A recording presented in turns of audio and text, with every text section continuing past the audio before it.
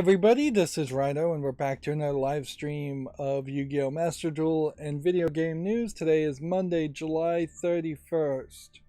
So, we have new gates opening in solo mode. More of a reason to catch up on some solo mode. And then a survey here that would give us 10 legacy points, which I guess that would be boring to do at the moment, so let's not wreck the beginning of the stream by doing the survey. So yeah, end of the month seems to have already rolled over for the Japanese time zone, so we have 30 days here on daily quests, none of which so far are playing solo mode, thank goodness. We have our login day.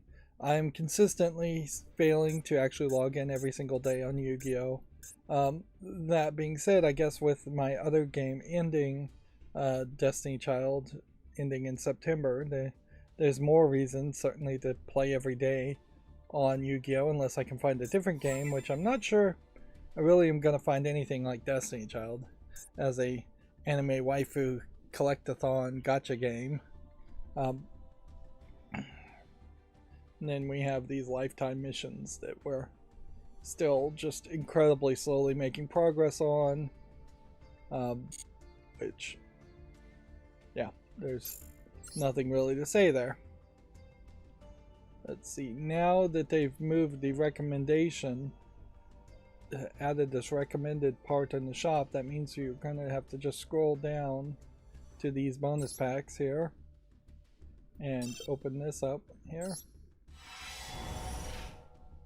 Now, weirdly, it does seem to me like they have undone the programming, so maybe that was just a bug all along, but for a while there it was opening more than 10 packs when you click the button. It would open 12, 20, 100, whatever you had. It would just open all the packs you possibly could open, whereas I like the idea of holding back 10 packs of these legacy card packs. Not that there's a lot of interesting cards or important cards that you could actually play in the legacy draw pool, but for a streamer it certainly makes sense to just open 10 packs and show off the cards that we're getting.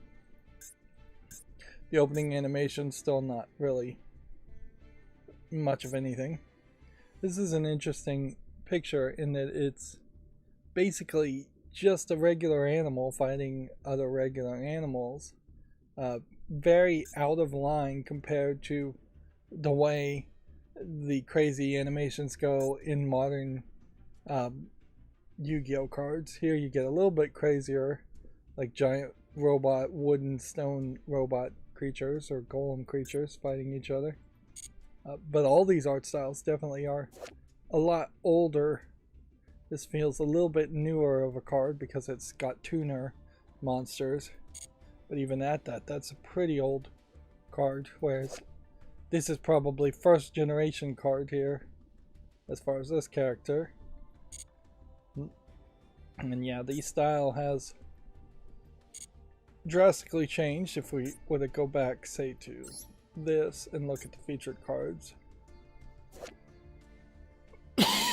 you increasingly have just more detail and more color, and to the point where it's hard to even see that this is a dragon twisting in on itself. And specifically, you get colorful robot type characters way more often, or you get more anime-esque samurai characters, or you get monster characters. And even at that, I would say the art style for Yu-Gi-Oh! Cards is still like a generation or two behind what you kind of would see animated in Japan in any other way.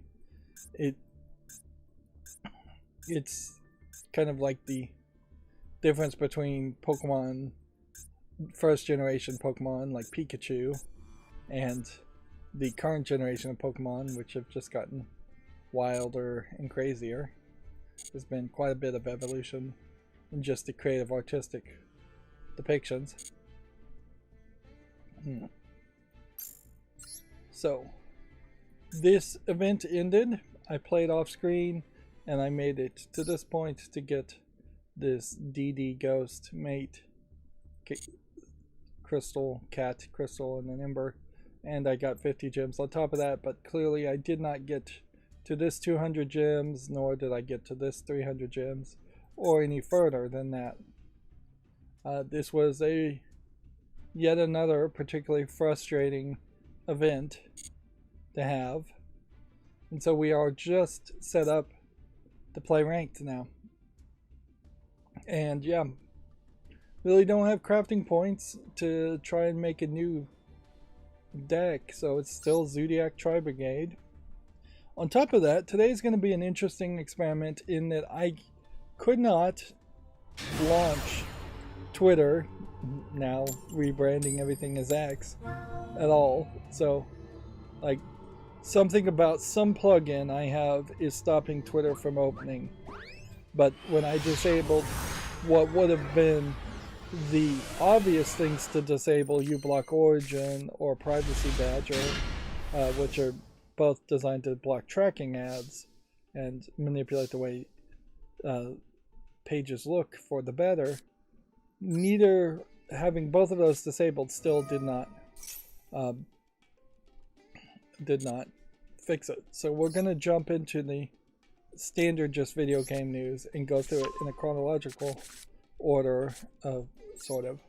We'll go through all the Video Games Chronicle articles in a chronological or reverse chronological order. Instead of picking out stories that really interest me, which I can't off the top of my head think of any stories that really interested me over the weekend. I had to deal with yet another repairman and scheduling and that over the weekend, and that threw my sleep schedule off and lost me some productivity, I'm sure. But I did make a decent amount of Shadow of the Tomb Raider progress. I'm nearly done with all the side quests, and it's now just going to be a question of whether I can really find the last few collectibles, or if I am going to just end up ending the game at 98-99% completion.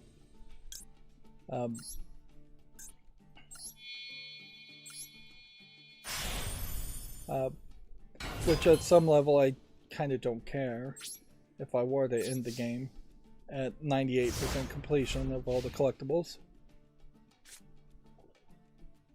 The side quests are giving you the better story and events, and it's just bonus that the side quests are also leading you to areas you may have not visited before where there will be collectibles from the main game. There are also, in some of the added DLC challenge tombs, other collectibles that are not being really counted towards your completion ratio. Which there's definitely a better way to do that. Instead of having instead of having 1% of completion that only counts the main game collectibles, there should be 2 percentages of 0 to 100%, and the second one should just be the DLC collectibles. But then there are also some major problems over the weekend in that I ran into at least 2 different challenge tombs that were too long and too difficult, and like one of them was doing a very bad job of breadcrumbing and showing you where to go, to the point where there actually were trick switches that didn't do anything just to make the puzzle seem more complicated than it was. But for the most part, the main problem with that tomb is that you're supposed to get around a central point, and there's actually 2 tombs like this. There's one with a giant alligator and one without. So the one with the snakes, not the alligator, you're supposed to get around the central point by doing the same action or similar actions over and over again. And it feels like they really should have split that into 2 separate towers so that you could get better checkpointing and jump between the two towers to raise things up instead of just one big tower. And so in that tomb, the one without the alligator, there was a point where you were supposed to jump down, and at no point are you really ever encouraged to look downward or jump downward in the game, and there's no arrow pointing you in that direction, and there's plenty of other things upward that it looks like you should be interacting with. And then in the other tomb with the alligator, there's just a lot of things that look like alternate paths, but I don't think they really were alternate paths you could take. So a lot of false directions that just confused me. A lot of places where you could die instantaneously, so you basically have a 0% chance of getting through that tomb without dying at least once and losing that cinematic feel. They introduce flamethrower traps, which aren't anywhere else in the game, and at one point they have you running through flickering flamethrower traps, and it looks like you're just supposed to run forward, and every time you run forward you will die. You have to actually look to the right and jump on a rope to escape. On top of that, in the tomb with the alligator that goes up and up and up, there is a spot I ran into where you're supposed to grapple on a craggy wall that you can usually grapple on and climb, and about 4 or 5 times in the game I've run into this situation where you're supposed to run and jump off a ledge and then press X to grapple, and the press X to grapple just doesn't work. The physics are broken. Like, over the weekend my computer is not reset, so I think I fixed the overclocking issue, being too overclocked on my computer, so I don't think my computer has a buggy problem there. I just think Shadow of the Tomb Raider itself has a buggy physics problem where things glitch out quite a bit, and the PC version of Shadow of the Tomb Raider I think is just not optimized or bug checked anywhere compared to what I imagine the PlayStation version was, which is a tacit endorsement to potentially own a PlayStation and play most of your games on the PlayStation. But yeah, I imagine the PlayStation version is the best version of Shadow of the Tomb Raider, with the Xbox version being a close second, and then the PC version is an afterthought, just because Square Enix is involved.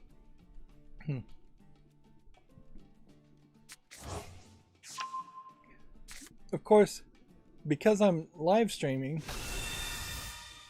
and because we have these other kinds of recordings, it doesn't really make the most sense for me to, if I was to start all over my attempts at being a YouTuber, having like a recording capture device, which now there is one that I think is reasonably priced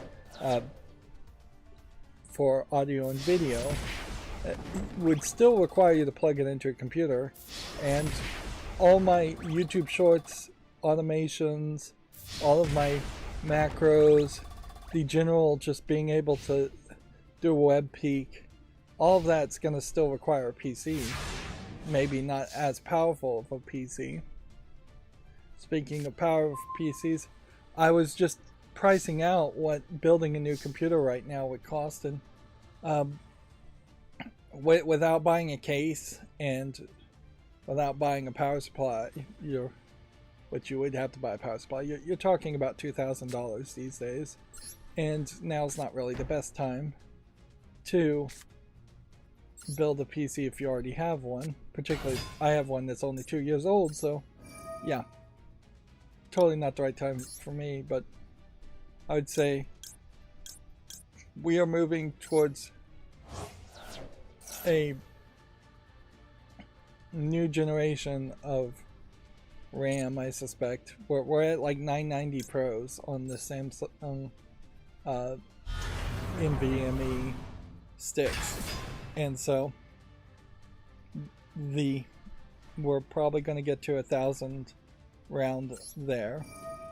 There potentially in the next few years will be a new generation, a 14th generation of Intel CPUs, which I would recommend Intel CPUs, because I just think AMD is not programmed as well. There would be a increased amount of support for DDR5 RAM. There would be an increased amount of support for NVMe PCI Express 4x4 interfaces for the SSDs. We're at like 790 series, I think is the highest series right now for motherboards.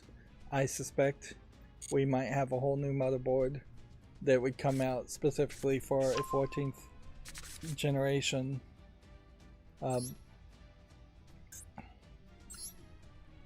Intel CPU.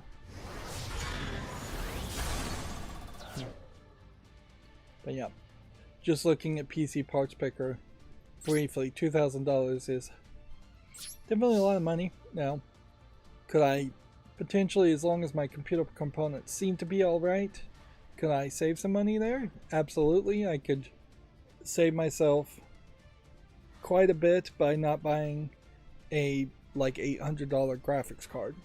That gets it down immediately to $1,000 or $1,200.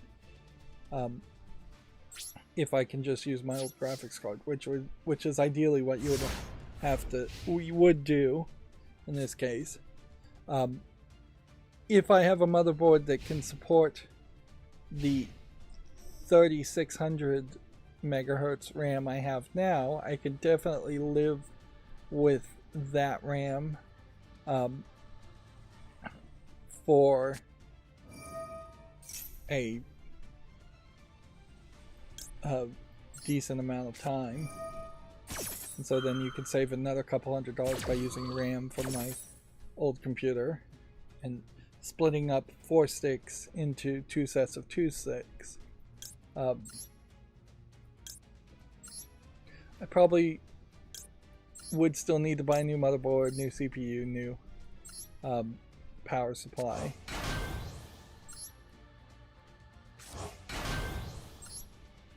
But I would want to keep the case that I'm already using, because I kind of like this case.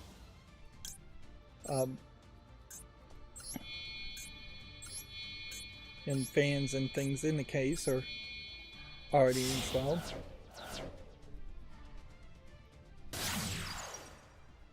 So yeah, you can definitely do partial upgrades and get it down to closer to $1,000, and you're still getting a very powerful style CPU computer. Particularly in my case, since even 4 years from now, even 6 years from now, even 8 years from now, I still don't really think internet service providers in my area, in the United States in general, are going to give you massive amounts of upload. So without that massive amount of upload, and frankly I don't know if YouTube even would really allow you to have that much of an upload. But at that, you're not really pushing towards 2K. If I was trying to actually target 2K on the new PC build, instead of having 3 monitors that are at 1080p, which is almost 2K in itself, 4 monitors at 1080p would technically be like 2K, sort of. But yeah, if I was going to try to have 2K on one monitor and then several other monitors at 1080p, that would be a lot more expensive, and that would take a lot more hard drive space.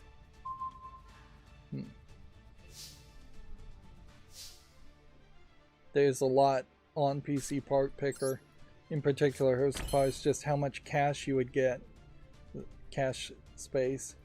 CHE is what I'm talking about. On a SSD NVMe card. So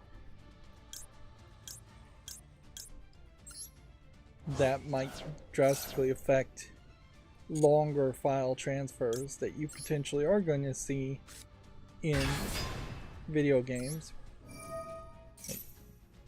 If you get really fast speeds for the first 2 gigabytes or 1 gigabyte of transfer because of the cache on an SSD, but then after that point it is severely slowed down, that's not going to help you much in video gaming if every level area is over 2 gigabytes or all the other transfers are over that.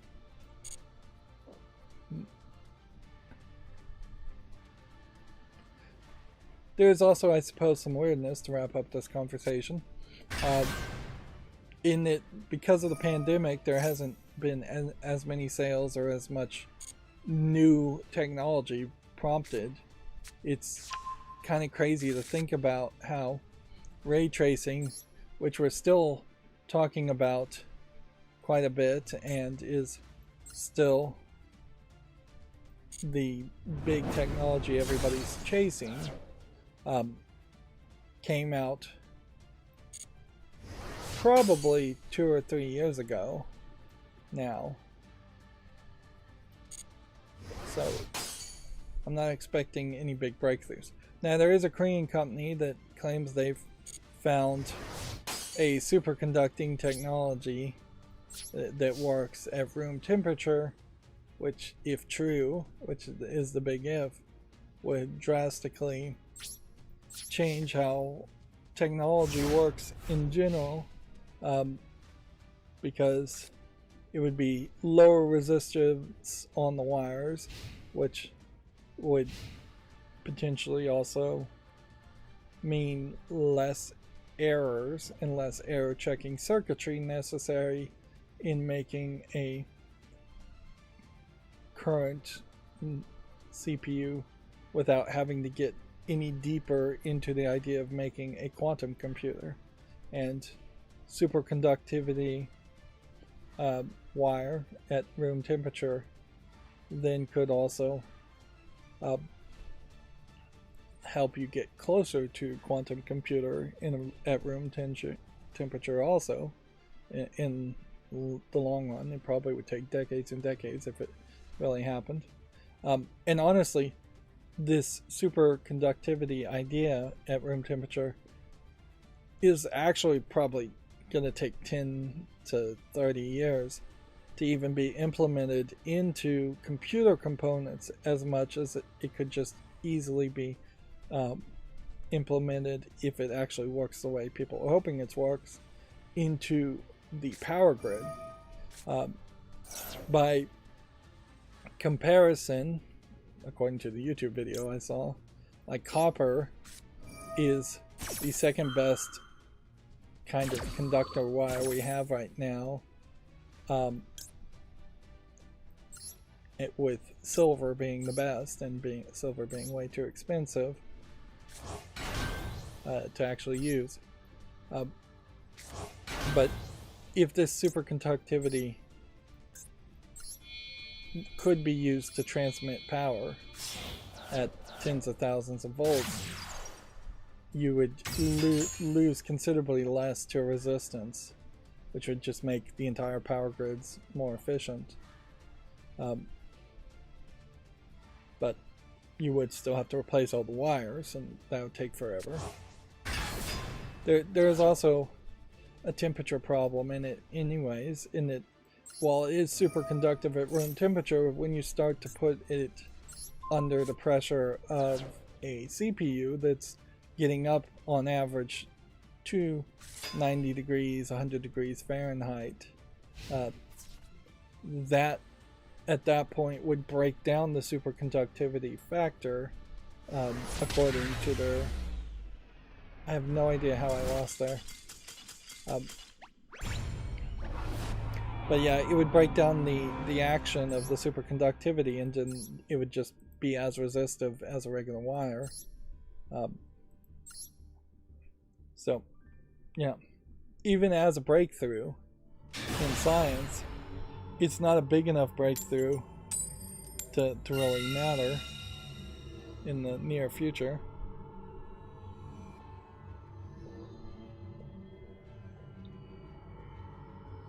The bigger news I saw was that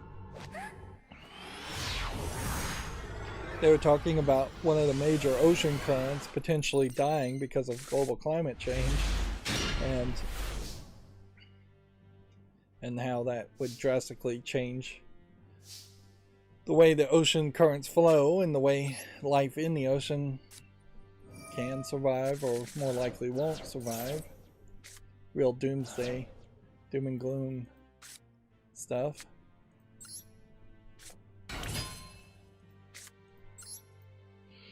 Otherwise, over the weekend, for the accountability section,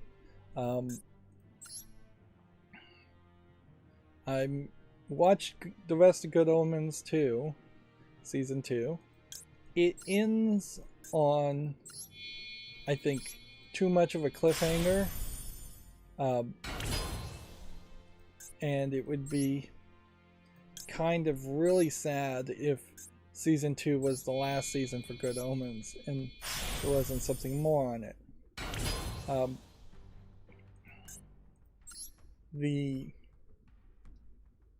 entire season, I think, does a much better job of not having kid actors and not having too many characters overall. Particularly since the main characters you're dealing with in Season 2 are just the same characters that were in Season 1, or some of the same characters. But in comparison, in the first season of Good Omens, you have the wrong child, who they thought was the Antichrist. Then you have the right child, who's the Antichrist, and his 4 friends, and a dog. Then you have the Witchfinder, and the young Witchfinder and the old Witchfinder, and his potential, the old Witchfinder's potential girlfriend. And then you have the, I guess, witch lady, who is the girlfriend for the young Witchfinder. So there's a lot of romances going on in Good Omens overall. There's now, with the second season, at least 4 romances being kind of awkwardly shown and talked about. Not that the stories really do a good job of telling romance stories, which I think is probably a major criticism you can make, particularly on Season 2, is that it's not telling a romantic story like a Shakespearean romance or Jane Austen romance. They even make a direct comparison there. It's definitely not doing a Jane Austen Pride and Prejudice type story. It's doing a realistic relationship type story.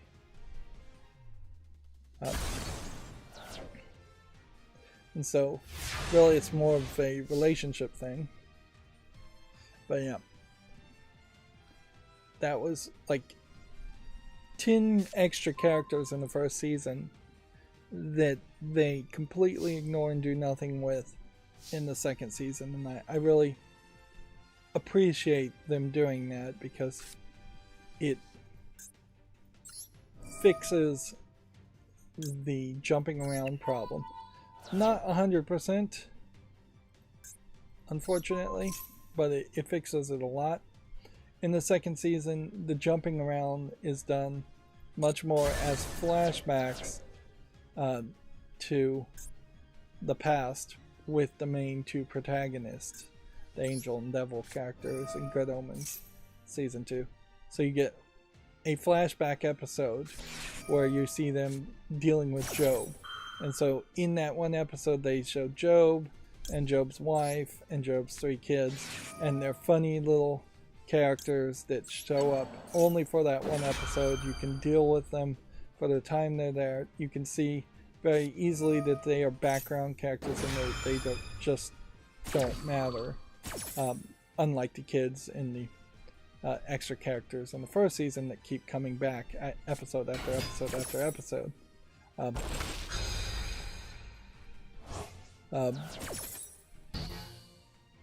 And then there's another flashback spot where they bring back some Nazis as zombies in a flashback.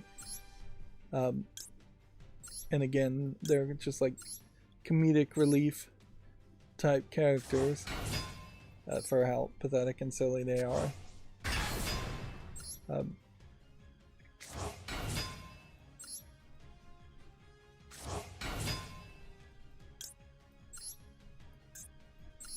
So yeah, sadly, I think it very possibly is the case that Neil Gaiman alone finishing out Good Omens season 2, because Terry Pratchett, I think it's Pratchett, died, may have streamlined the TV series to be a better TV series compared to a book series, which I think would have more room to go in different directions. Although notably Neil Gaiman himself, in like the Sandman series, did have entire comics that would introduce new characters, and there were characters all over the place. But seems like on his own he streamlined it more. It does definitely feel more like a comic book story now. Whereas the first season felt more like a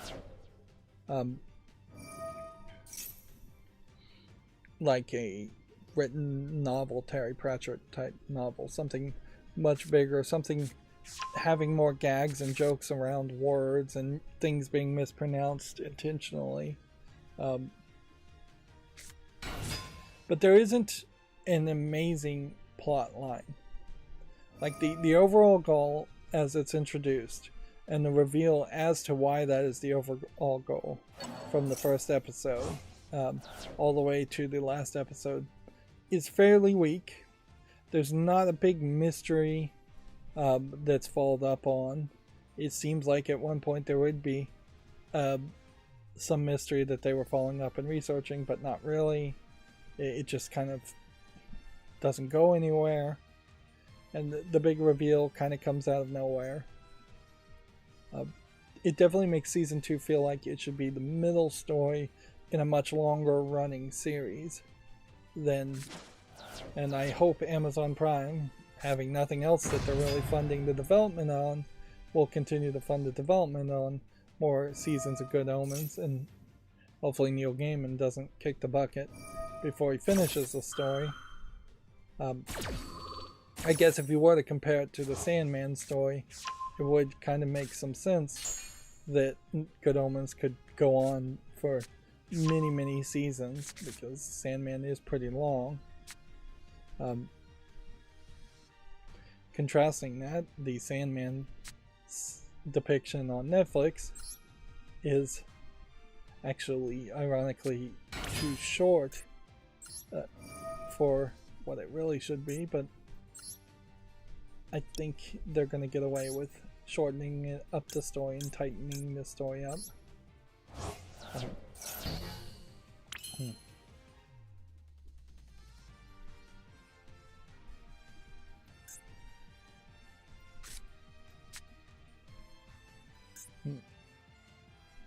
Yeah, I'm trying to really think as to where the Sandman story even ended. Guess it kind of ended in a weird spot where he defeated the Corinthian, and that leaves enough for at least one more season where he would continue the rest of his narrative.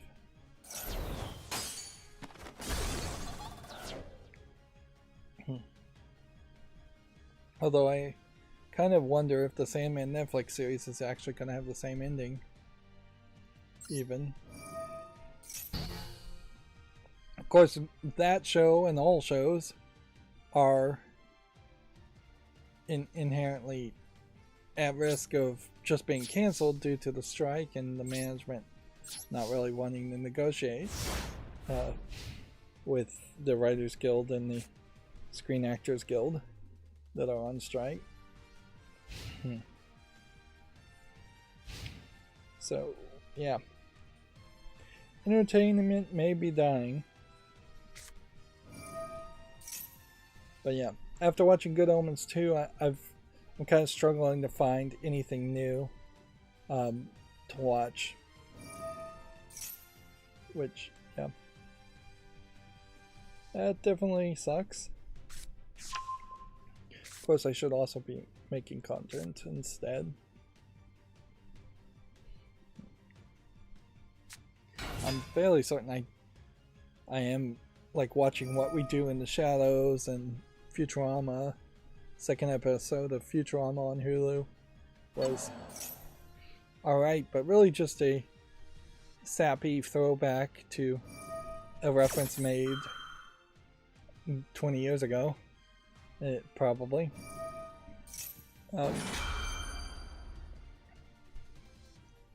Which, yeah. I don't know if that Futurama episode is actually trying to move the story forward, or if it isn't just the intention that Futurama will continue to make episodes that always reset at the end of the credits, and it is just Simpsons in space, which is the accusation I've heard against Futurama, is that it's just the Simpsons in space, although what is even the Simpsons really as far as their episodes?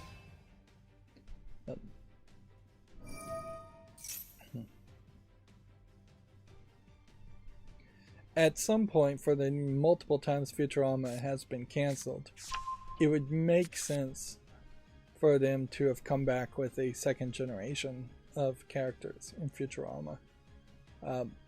Set it in the year 4000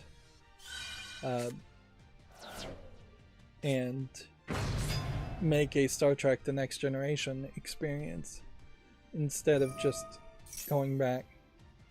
Yeah.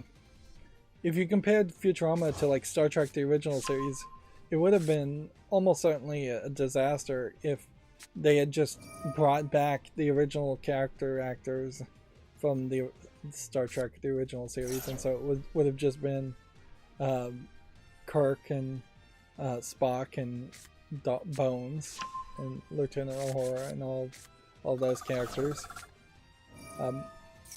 If they just were called back again and again and again, and over the course of 30 years, they would get canceled and then renewed and canceled and renewed, we would have never gotten to the spot where we could have moved forward to the next generation, which was much better, in my opinion.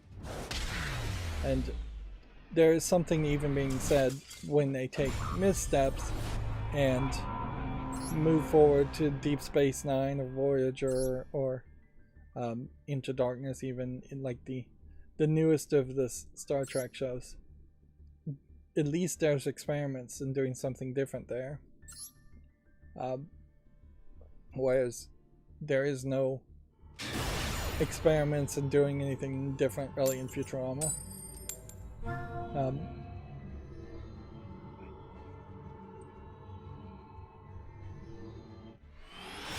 I think that in part is also why I'm enjoying playing the Star Trek Lower Decks cell phone game. I wish I could actually watch the show, but I'm not willing to pay for Paramount Plus or whatever to actually see it. But yeah, by making references and yet moving forward with a new group of characters in Lower Decks, they're kind of getting the best of both worlds.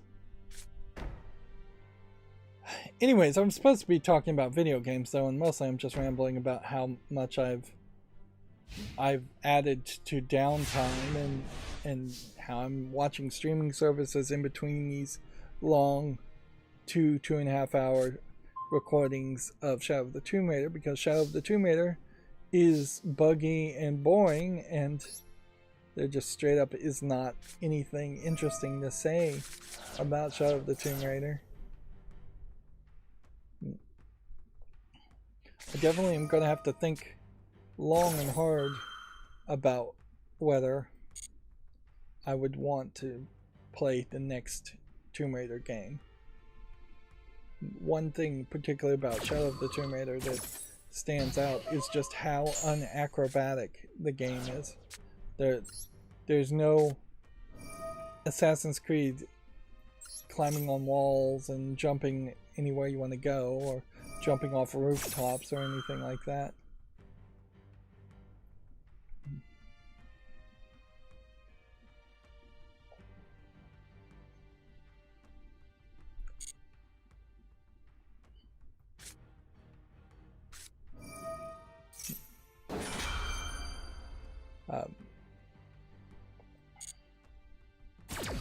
So let's start going through the news. Again, I didn't have any big news, and so I would have been talking about that instead. Here we have BattleBit Remastered. We have SCP-5K as top things, really highlighting how things get on this top banner kind of randomly. Like, some of these clearly are just being heavily played by people, like the Elder Scrolls Online. And I wouldn't even be surprised if Guild Wars 2 is being heavily played. But then War Thunder, Lord of the Rings Online, probably not played that much. And SCP-5000 may have had a lot of players for a brief moment of time. It's funny as this is tagged as a stealth multiplayer game while using the SCP moniker. Whoops.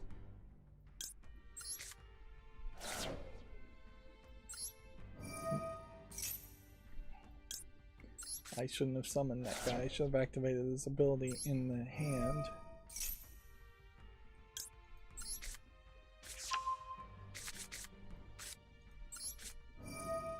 Now I'm gonna have to use this ability to do this, to then do this, to go ahead and do this.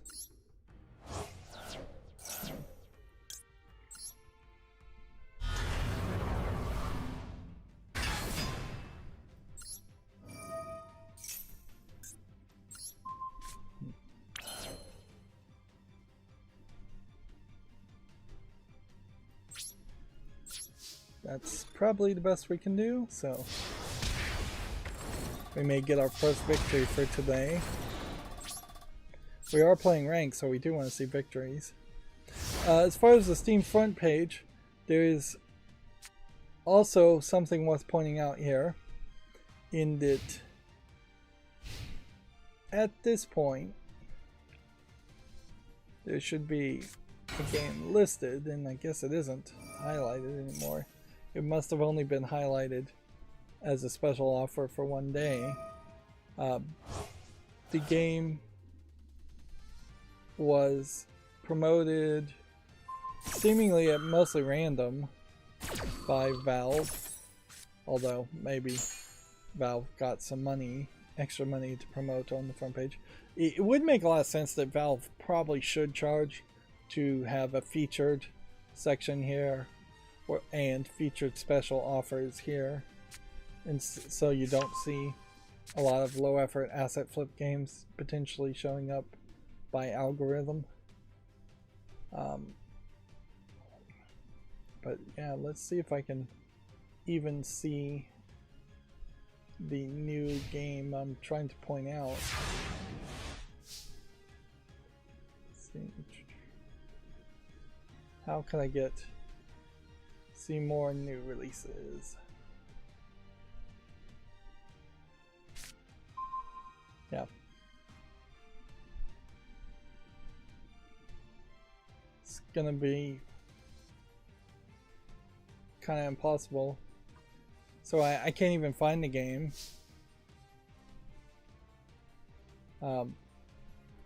Popular new releases in general, because there's so many new releases that come out. I would have to effectively just scroll down here and try and find it, and I'm not willing to do that.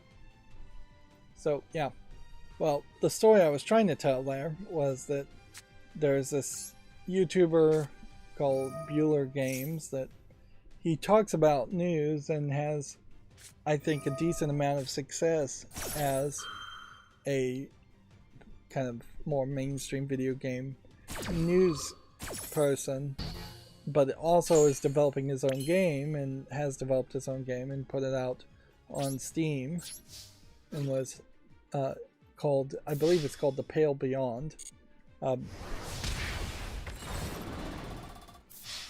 which, yeah, there is definitely some weirdness there, but I almost can appreciate the bias there too, in that if you're making your own game and you're then immediately going to be considered a game developer, then you're immediately going to have considerations where you're not going to want to just poop on other game developers and other games made by other game developers, which really knocks you out of being objective as far as a mainstream video game journalist should be objective. But in reality, we know that there's no such thing as an objective mainstream video game journalist, because they all love to go out drinking and rub elbows and party with game developers, and game developers and publishing companies actively encourage that, to have this overly friendly relationship between games journalists and game developers, so that the games journalists will give games more of a break and rate them higher.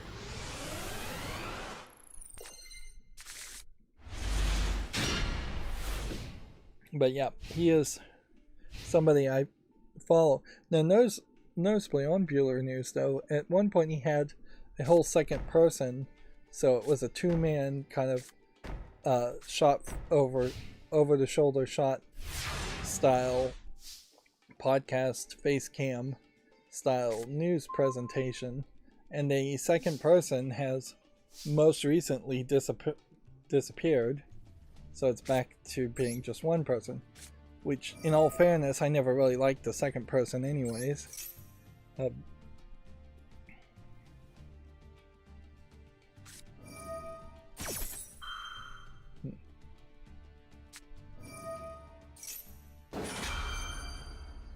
At some level, I guess if I was going to become a game developer, it's unfair to say games journalists should never be able to become game developers, and game developers should never be able to become games journalists. But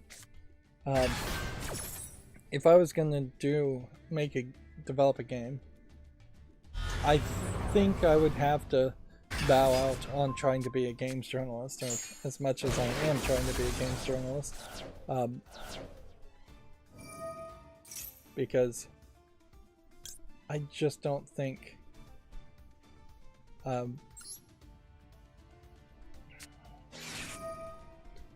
don't think you can possibly maintain the tone you should make that way. And I wouldn't blame somebody for accusing people like Bueller News of being overly pro-consumer and overly harsh on games in its original instance, just to build credibility, to then betray that credibility to promote and shill their own game.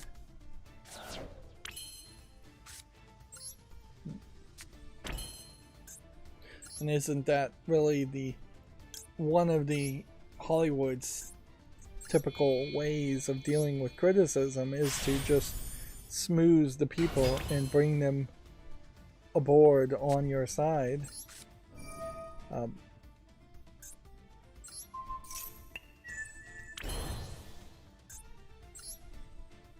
Get them to feel like they're friends with you.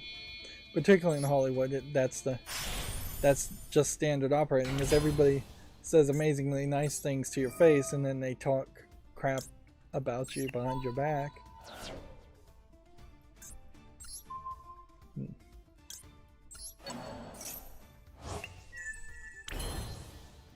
I wouldn't be surprised if game development isn't fairly similar to that.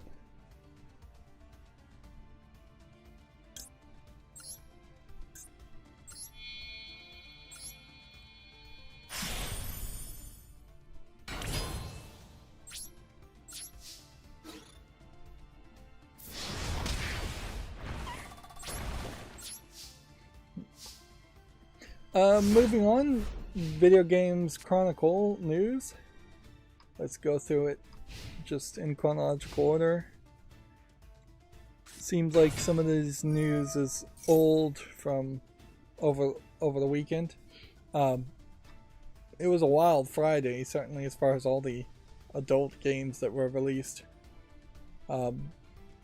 this last Friday, so it'll be interesting to see if it's still going to be wild this Monday now. A Pokemon Presents is set for August. A mobile game code, the mobile game code suggests that a Pokemon Presents is set for August. Which, okay, I guess data mining might prove that to be true. That's not really actionable information. Set your calendar for August, I guess. Let's see. Final Fantasy XIV's next expansion, Dawn Trail, was revealed in Las Vegas. A fifth major expansion is described as a beach vacation. Let's see. Masahiro Sakurai says the next Smash Bros. Game will, quote, "will need some work to figure out." The series director has previously suggested he might not lead another game. He looks like he's had some work done, but you know, Japanese people in general tend to not age very consistently anyways. So I'm not sure how old he is, but from what I vaguely recall following Masahiro Sakurai, definitely seems like he's fairly burnt out on making Smash Brothers. He's saying that he's claimed that he's semi-retired from game development.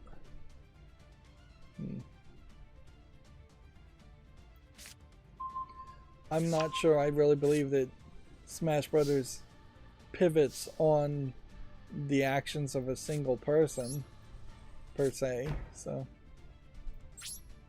I guess I screwed up here somewhere. Either that or just these Labyrinth decks now seem to be the new meta and they seem to work way too well.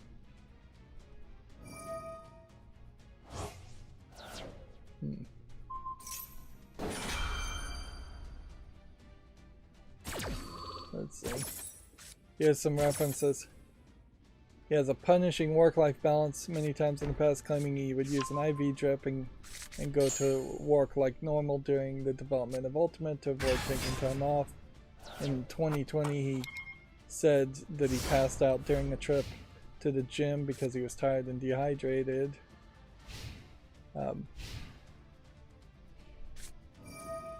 In 2019 he claims he had taken some action to improve working conditions.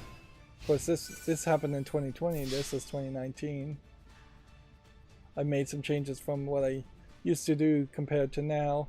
For example, as principal, I always left the office by 10 p.m. no matter what. Many companies are discouraging extreme overtime these days too, he said.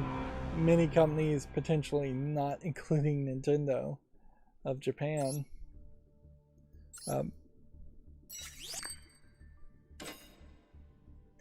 We definitely have seen other companies struggle to make Smash Brothers clones, but I've always taken it as a case that the other companies have struggled to make Smash Brothers clones because they don't have enough characters to make it interesting.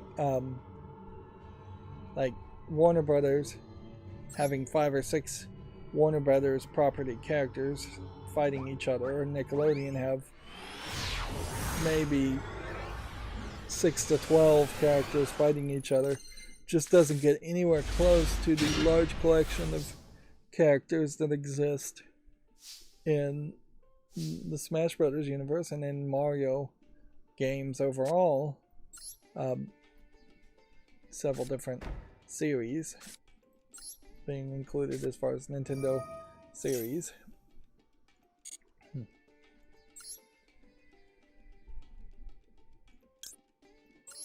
So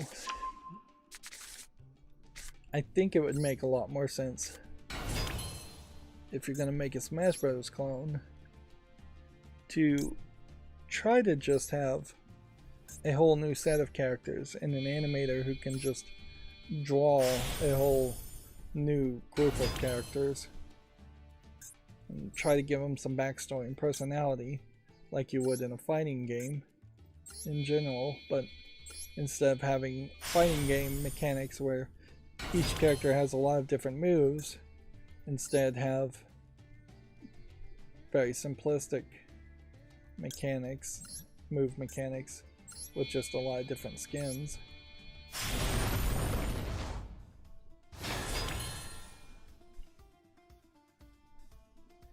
But mostly I think it just has to play well. If you really made a Smash Bros. Clone and it had only 8 characters, it might play well enough that people would overlook the small number of characters. But undoubtedly, Nintendo will make something called Smash Brothers again. It's not going to be a dead series. Even, I guess, if it was dead for decades, Nintendo would eventually bring it back.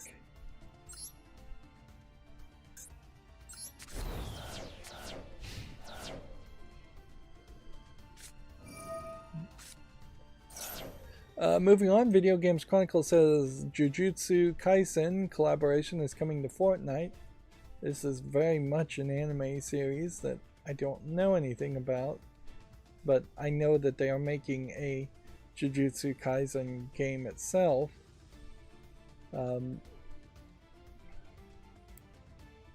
So that does create a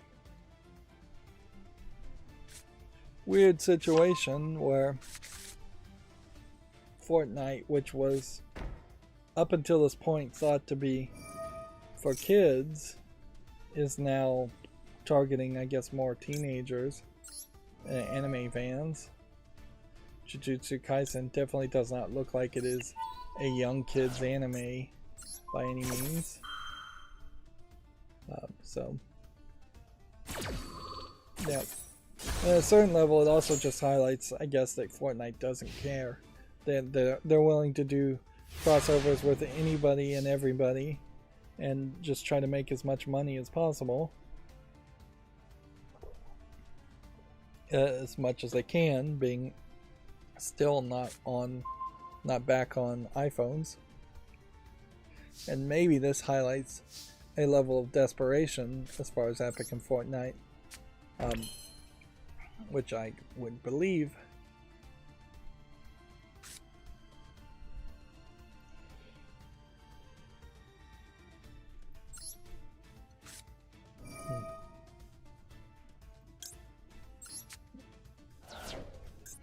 Part of what I was doing yesterday too was going through the Roku free pseudo live channels. They call them live channels, but they're not really live. They're streaming channels that are just going on forever. And yeah, kind of a surprising oddball collection of way too many channels. Somewhere between, the numbers start at about 200 and end at 1100.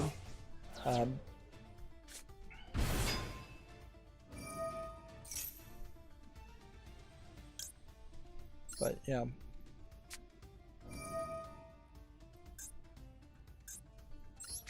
there's a lot of weird channels, a lot of channels dedicated to watching just one somewhat popular show instead of just categories. So if you always wanted to watch like Family Feud, there's potentially a Family Feud channel that's always there.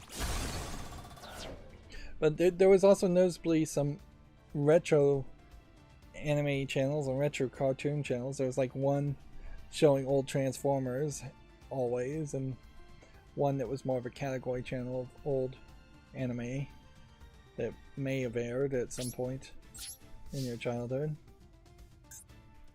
And it's a lot, certainly, to have to all sort through, but I will say you can do very nicely with the Roku live channels and not have to pay for it, anything at all. And I was supplementing that with, I finally, after 2 years, got somebody to install an aerial over-the-air antenna on my roof, which gave me much better signal strength, although the signal strength even in the house was not terrible for the antenna I bought.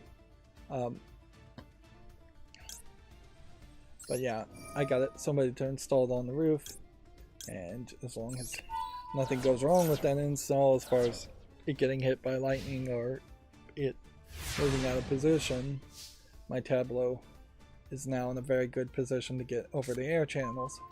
So that includes the big four of ABC, NBC, CBS, Fox, and then CW would be a distant fifth in that list.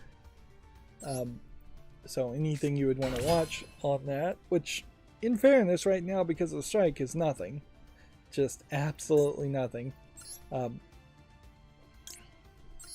But if TV ever came back over the air for the big four channels, plus a bunch of local channels that offer a very eclectic collection of older TV shows, works fairly well. Your area is going to drastically differ as far as whether a Tableau is a good idea or not. In my area, I can get 122 channels, many of which are garbage channels, shopping channels, or other language channels, things like that. But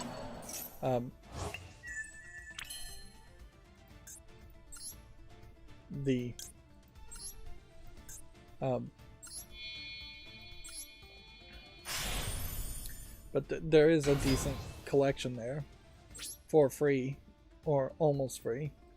You're effectively paying for $70 a year for channel guide information if you want to pay for that service. Otherwise, you don't actually have to pay for anything for the Tableau, and you could just use it like an old VCR instead of using it like a modern Netflix style DVR. But I think $70 a year is more than reasonable for channel guide information compared to what I pay for my Dish TV, which is $118 a month.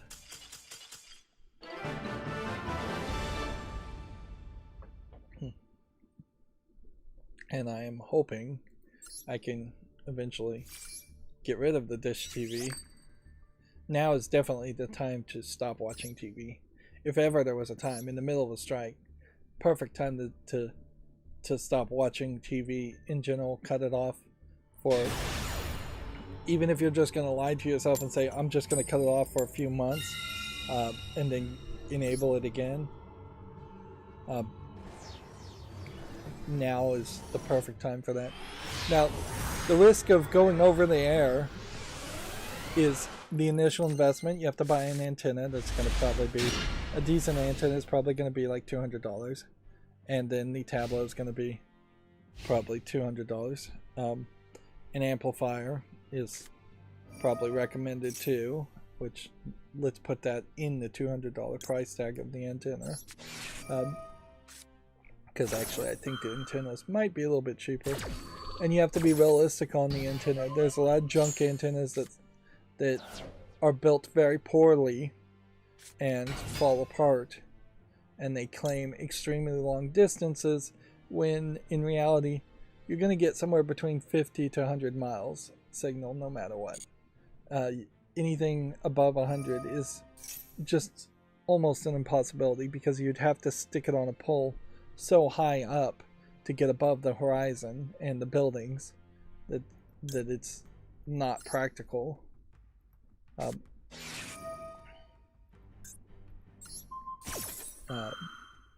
Because you really have to have a line of sight for TV signals.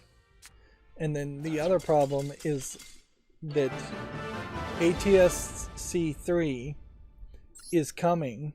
It may take 10 years or so. And right now the over-the-air channels are trying to encrypt their signals and require an encryption key type smart card setup, DRM type setup for ATSC3.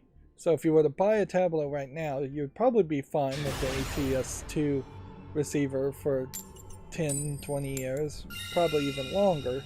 But there is that small danger that you buy something 4 or 5 years down the line and then it's not really usable, or you're losing access to channels.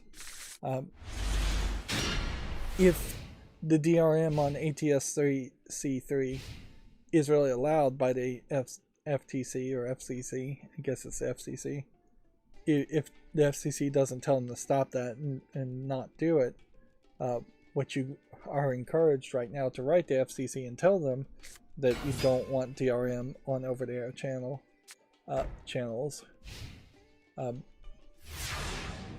But yeah, if it's just allowed by the FCC, then I would imagine the big 4 channels would be more than willing to fund the local over-the-air broadcasting stations enough to implement ATSC C3 DRM. So potentially you would lose the big 4, ABC, NBC, CBS, and Fox. And if you lost that on the tablet, then it's not worth it. Honestly, even if you're only getting 3 out of the 4 big channels in your area, it's not worth it. And that not only has to do with your area as far as distance from the towers, it also has to do with just directions of the towers. If one tower is 90 degrees away from all the other towers, you are highly unlikely to be able to catch that signal. You potentially would have to try and figure out how to do 2 antennas at that point, or a rotating antenna on a motor, which that complicates everything even more.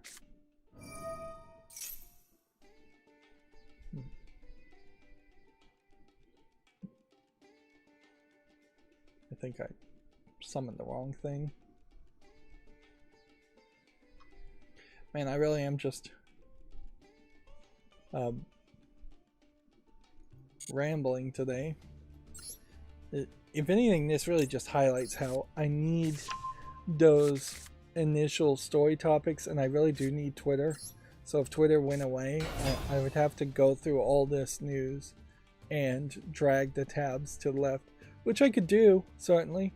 I didn't think about doing it today, but it definitely would make some sense to go down that path and drag a tab to the left, read the headline, talk about the headline, just get all the rambliness out at the beginning of a stream, because it really is, I just need this warm-up pre-show type experience, and I can see the pre-show being its own stream or its own recording if I wasn't going to stream live.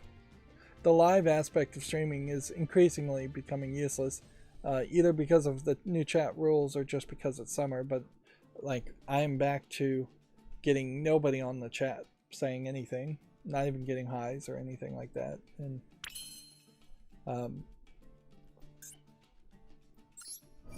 that sucks. And if anything, that also just highlights that if I get to that low level where I could get like subscriptions and subscribers, doesn't seem like there would be enough interest or enough people in general to actually subscribe to small YouTubers channels, or my channel in particular. And maybe I could do like subscriber only chat or something, but I don't think I really would want to do that.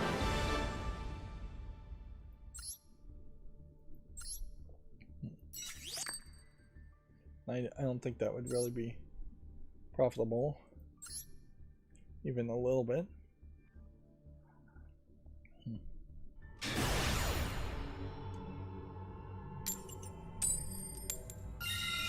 I think inherently I would have to do some major mental gymnastics to do a subscriber only chat option in the first place, because that then gets away from the idea of super chat, paying for your speech to be elevated, which at some point that is still just paying to have other people censored. And I don't know if there's a way you can really even disable super chat comments once it unlocks as a feature.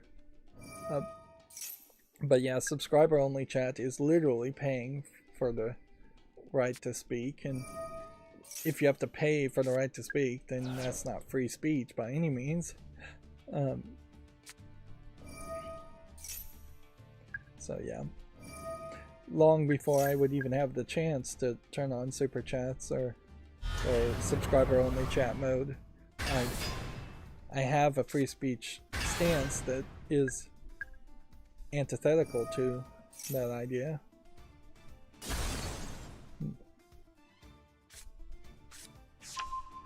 And yeah, my chat and YouTube's chat isn't 100% free speech anyways. There's clearly rules I'm imposing, and there are rules that YouTube are imposing. So it's not 100% public forum. You can post anything you want. But I definitely don't want it to become a buy-in gentleman's club type experience.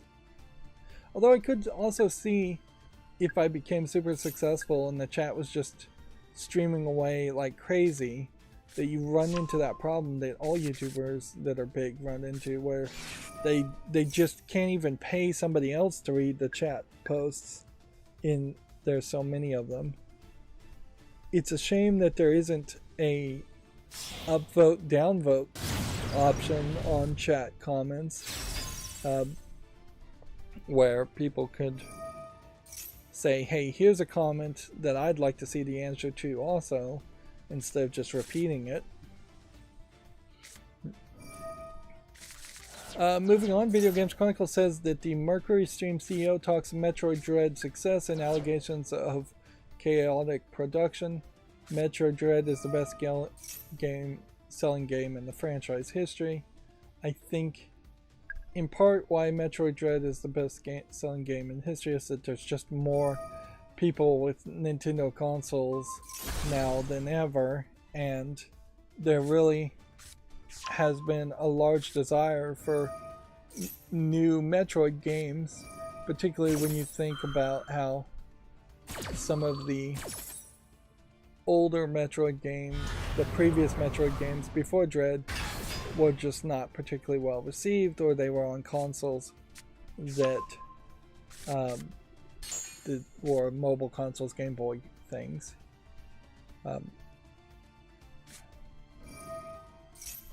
Other M, I think, is the last game before the Metroid series, Metroid Dread game.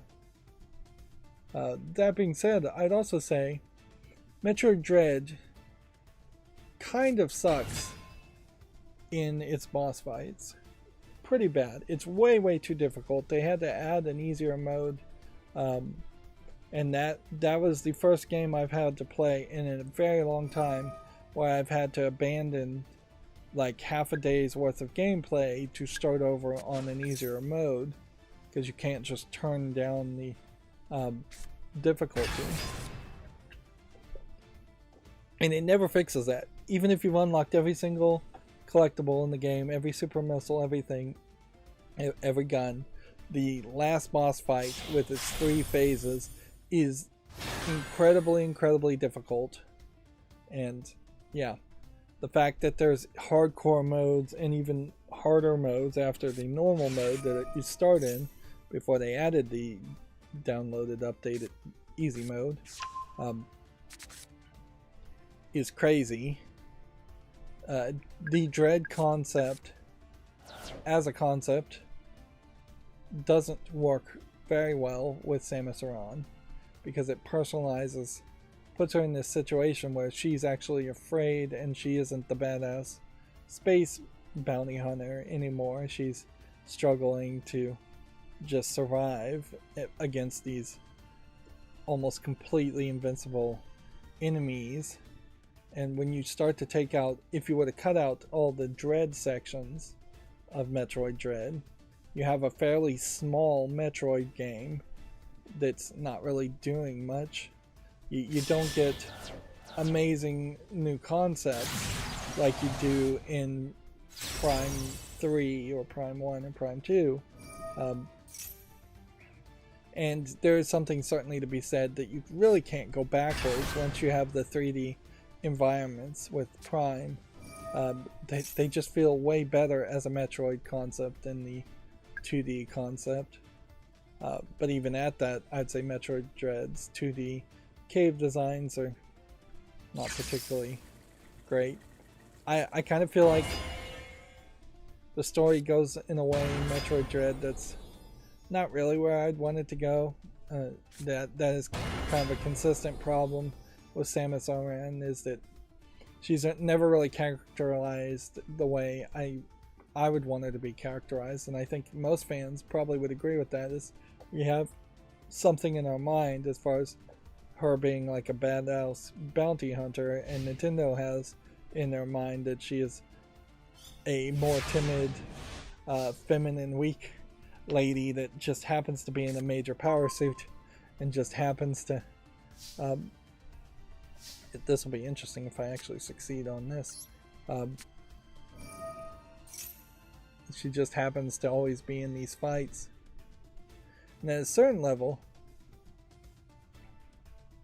Samus Aran is this weird mutant character that just absorbs everybody else's powers.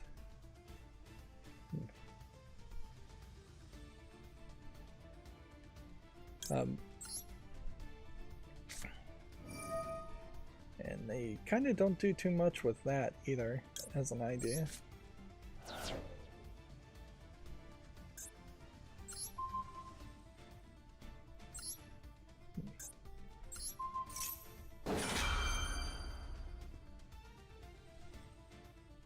See if this works.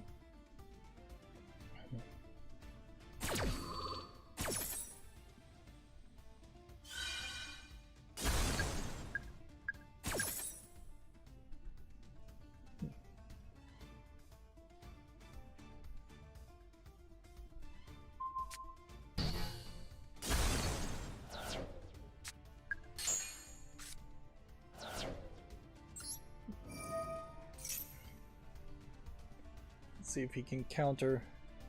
Seems like he can. So this is a counter and a counter and a counter. It's all just about countering things. Probably should have started with this first. See if he can counter something more.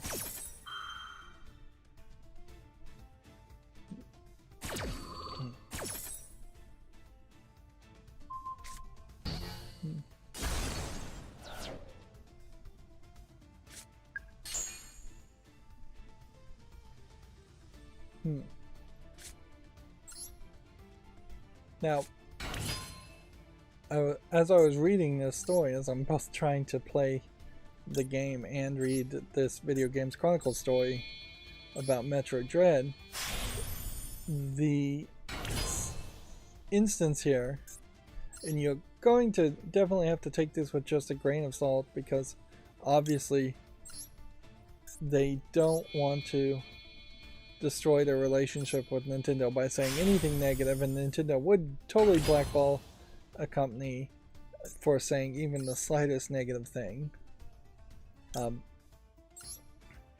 But the quotes here are, "We had an excellent understanding of each other. It's fair to say that over time we became friends, and they are super talented, super hardworking people. They have a work ethic that is unbeatable, and they're open to accepting new ideas and trying them." Which, if anything, maybe that's all a lie, and you've just named all the things they aren't, which that is a possibility, certainly. But you have to take it really on face value in that he's being honest. The second paragraph, or second quote here, even though they didn't close the first quote, says, "We are very hungry. We were also very hungry for leaving our own mark on the franchise. We never ceased to suggest and propose ideas. Many of them ended up in the final product. We are very proud of the collaboration between us and Nintendo." And yeah, as I said, one of the best development experiences we could possibly dream of.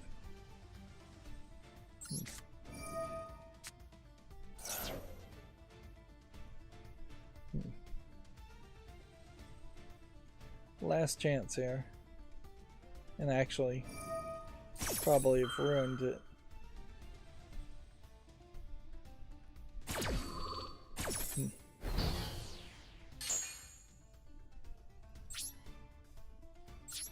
So we've lost. So yeah, in 2021 it was alleged that development of the game was chaotic. However, in response to this, Alvarez pointed out to the game's success as a rebuttal. So this is a Video Games Chronicle article bringing up a rumor that has already been denied by Mercury Stream CEO in an interview that doesn't really mention this chaotic rumor. Development in general is chaotic, so I don't know how chaotic would actually have to be for it to the regular chaos that you would run into developing a regular game. Last bit of mention here is the Metroid series historically struggled to sell well compared to Nintendo's other first-party franchises, but Dread was also supported by a strong marketing campaign, including prominent TV advertisements. And yeah, Nintendo has just never really advertised Metroid games. And what would be more helpful, particularly, is to get a breakdown of how well Metroid Dread sold in Japan, because that would be the metric that Nintendo of Japan would actually listen to. And I think it did sell fairly well. That being said, it is also worth pointing out that Metroid Dread finishes the entire story, or pretty much tries to wrap up the entire story of the Metroid series in a way that it would just be really hard to make a new Metroid game without doing a soft reboot, and really there should just be a soft reboot of the whole series. There is really no Metroids in Metroid Dread at all. Instead, you're dealing with Proton X or Species X, a mimic creature that can absorb and look like other kinds of creatures.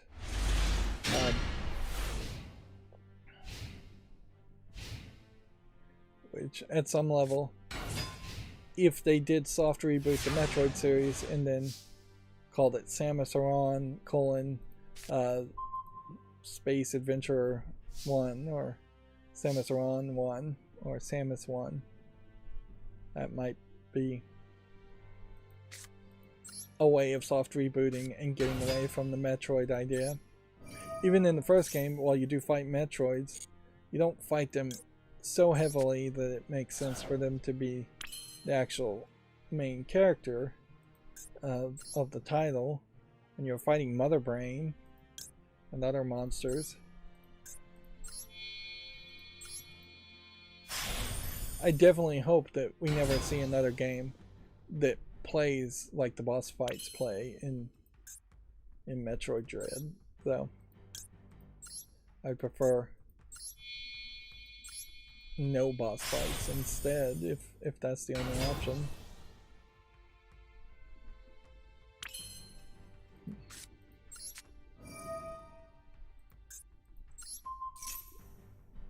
This is once again getting incredibly boring, playing the same deck over and over again, but what can I do?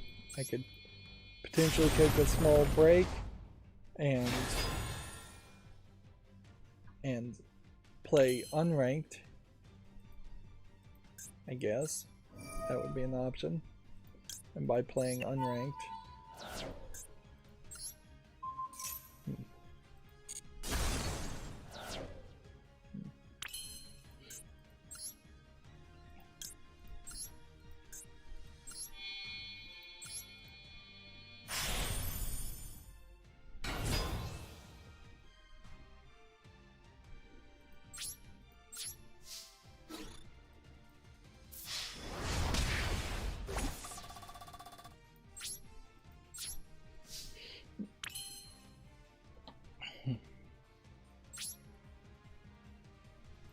gotta remember to summon Zeus if we're gonna play this correctly. This should be the last game. We've already gone an hour and 30 minutes. That was actually too long. I should have stopped probably 2 or 3 games ago.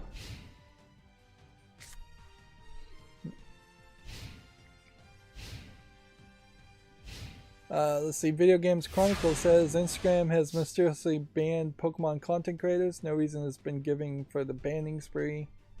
Several large Pokemon content creators have been banned on Instagram.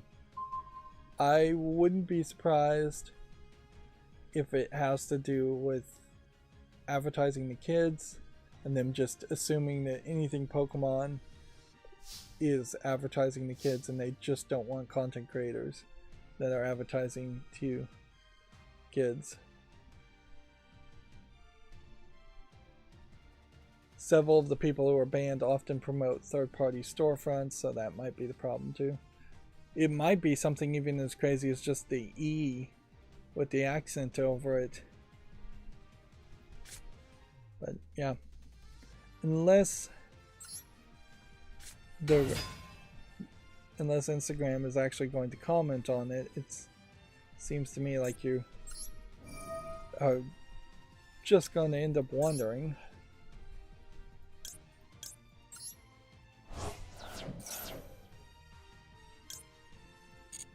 I'd also say Pokemon content creators at this point are probably not that big of a deal. So it might just be fairly easy for them to ban content creators. Right.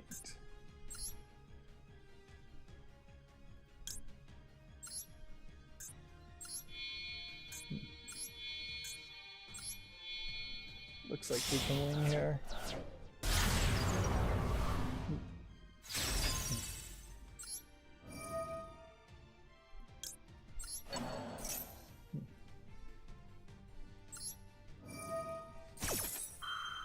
Activating a lot of things in the graveyard for no extra reason.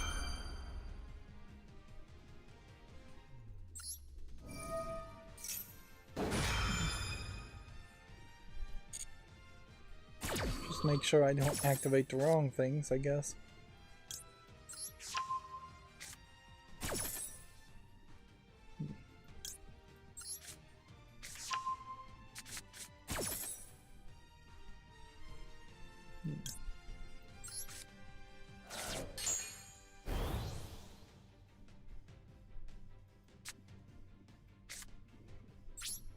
go ahead and just win.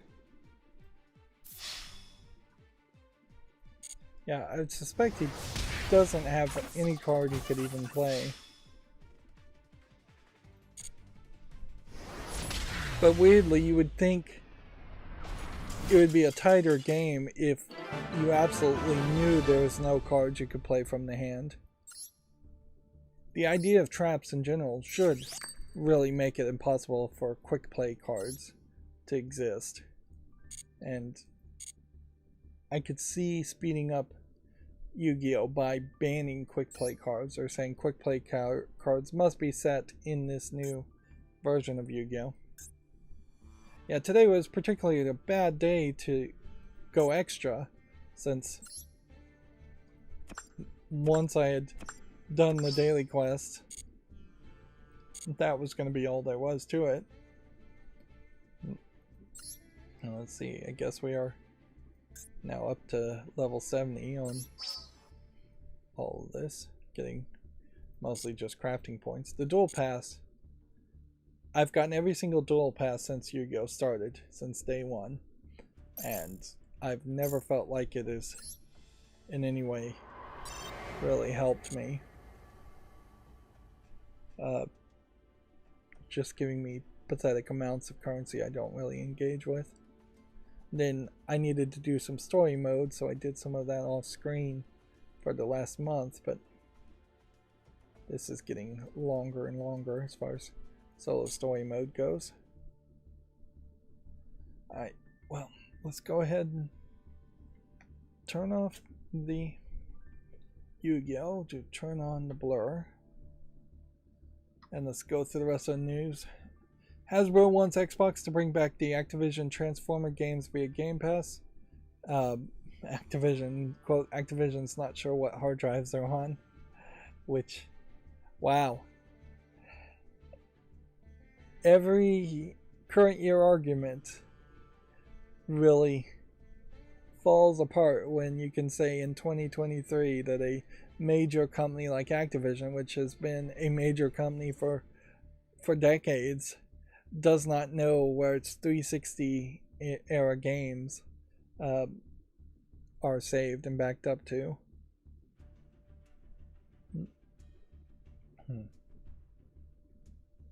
But yeah, at a certain point, I guess it also probably falls on the shoulders of Microsoft themselves. Like, Microsoft would have been hosting the servers where you would have downloaded a 360 game if the 360 game was ever available for download. Maybe these games, these Transformer games, were disc only, but even at that, a final version, a gold copy of the disc, should be in a library in Microsoft's possession as much as it should be in the copy of Activision's. Although I guess the gold final version of the software is not the original source code, and it would make a lot more sense to have the original source code. We still have yet to get to the point where an old game can just be run through an artificial intelligence like upgrading system. Even on static images, movies, and TV, the cheap way to try and remaster things has worked incredibly terribly for major TV and movie production companies. So it definitely needs a team and a human touch. But I think Transformers is good enough, it's loved enough that even the fact that most Transformer games are mediocre at best and usually pretty bad wouldn't stop somebody from re-releasing the old games or making a collection of old games. We definitely are seeing a lot of collections of old games that aren't particularly great selling fairly well. The Ninja Turtles collection jumps to mind there. It's like, a lot of those old Ninja Turtle games are not great games, but when they're all bundled together and there's at least one good game in there, that feels like a value add instead of it really just being a way to keep the price high, which is really what it is. Apparently new spy shots of the Fallout TV show feature Vault-Tec. An actress dressed as a raider also has been spotted. Weirdly, this spotlight here short this image is just of, I assume this is Fallout 4 game footage. Let's see. Can we get Twitter to actually load here? In this case, maybe Twitter would start working on my main feed. You can see here this is downloading incredibly slowly.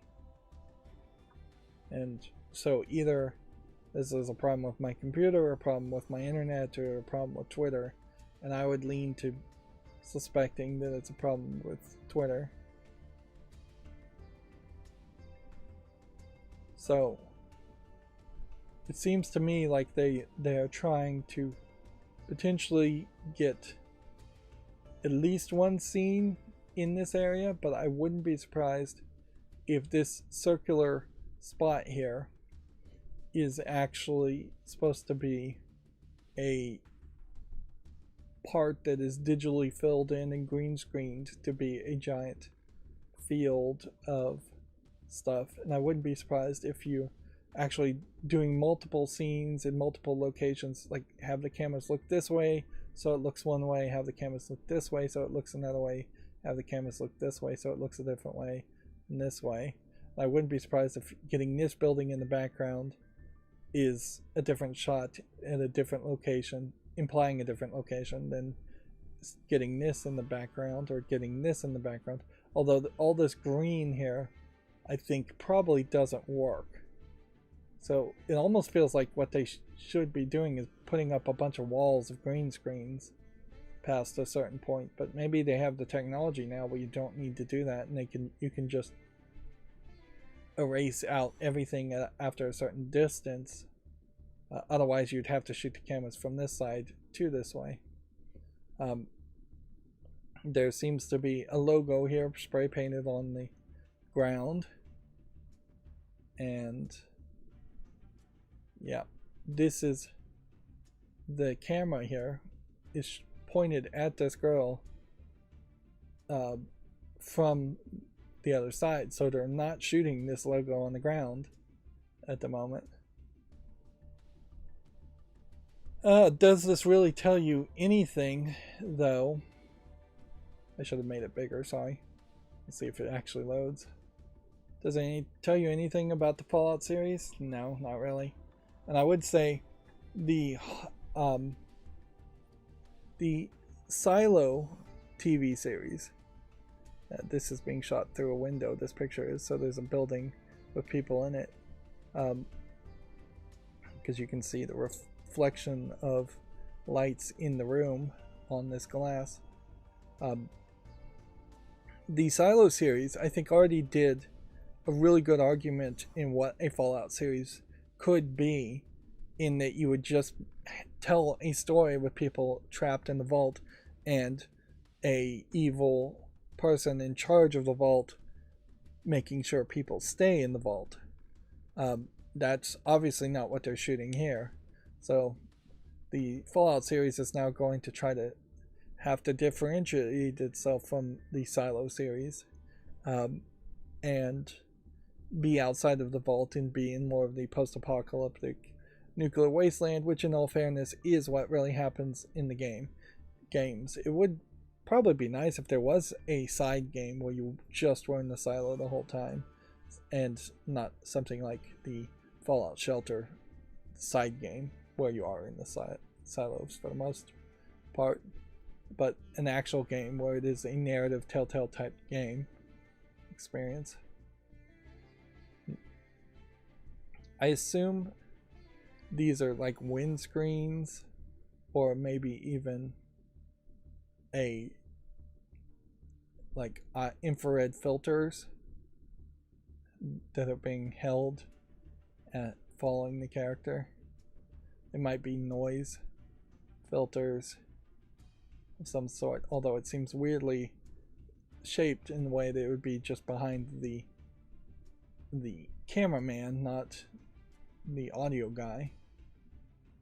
Which this also kind of highlights how light the technology has gotten now, Like, you've got a camera guy with a boom mic that looks to me like it is very possibly just a wireless battery run boom mic going into the Steadicam setup, which looks like it is a fairly light camera as far as weight goes.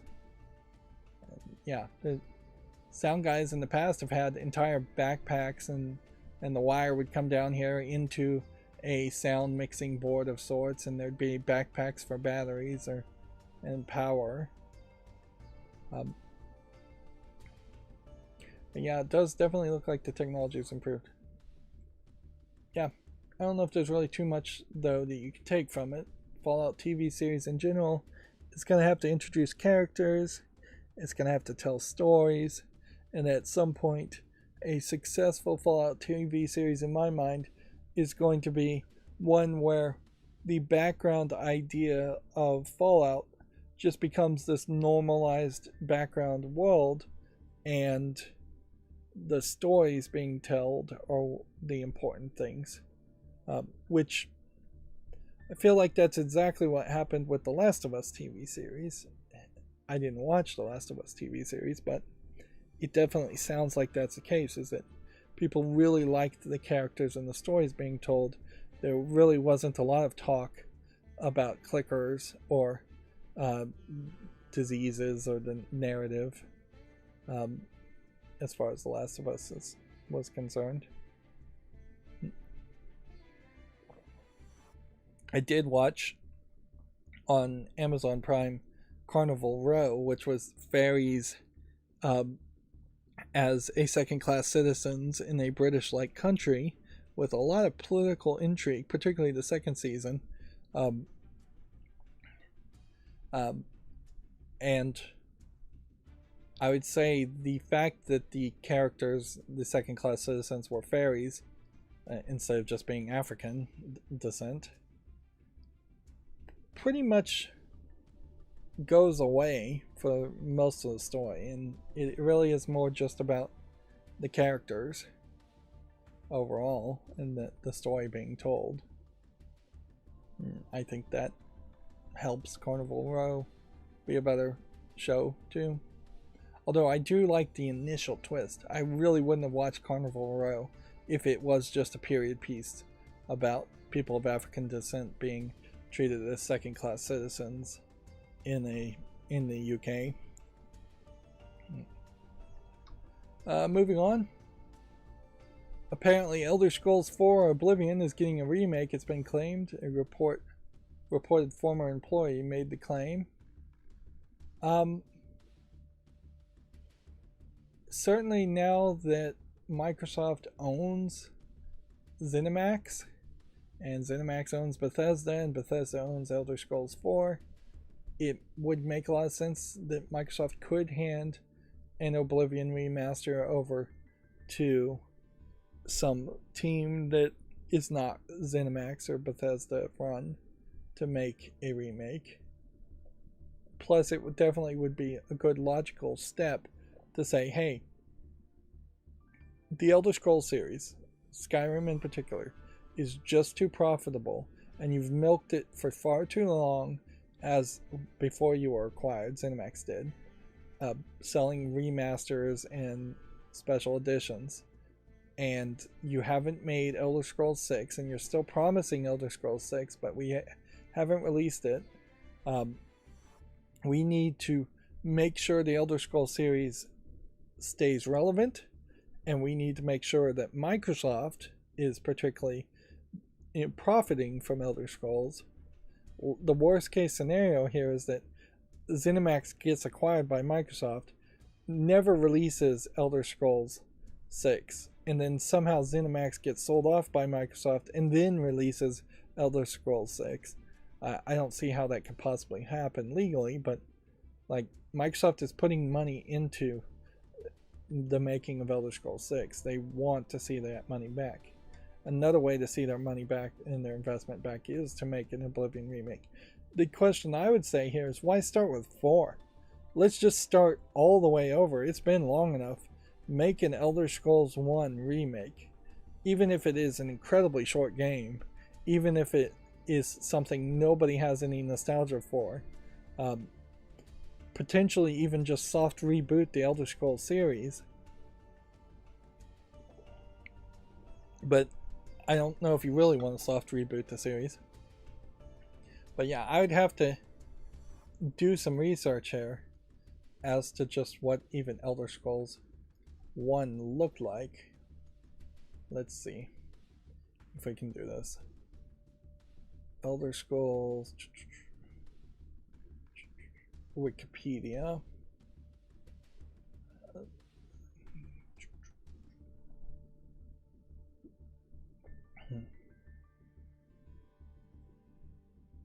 Elder Scrolls Arena is this game. I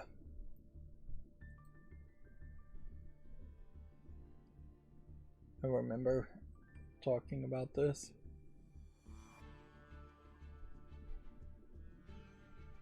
So, is there any game after Arena, or does it just then get to Daggerfall?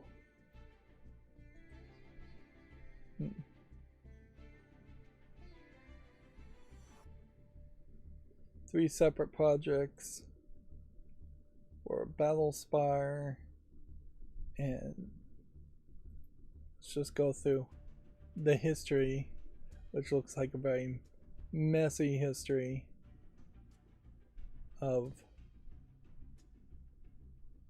spin-offs. And then Morrowind, and then Oblivion. Alright. So, you start off with Elder Scrolls Arena Remake. You've got to do a lot of work here, certainly, on this. Because you have... Let's see if we can zoom in here. Nope, not really. You have this leather-clad bikini lady right at the front grabbing most of my attention, and then you have a wizard guy with a dagger, an axe guy, and a sword guy. And from what I would assume, the arena sounds like it would just be a player versus player arena game, but they're saying it is actually an open world role-playing game. This is what it looks like, though. Certainly would need some work. Why does the magnification not actually magnify anything on Wikipedia?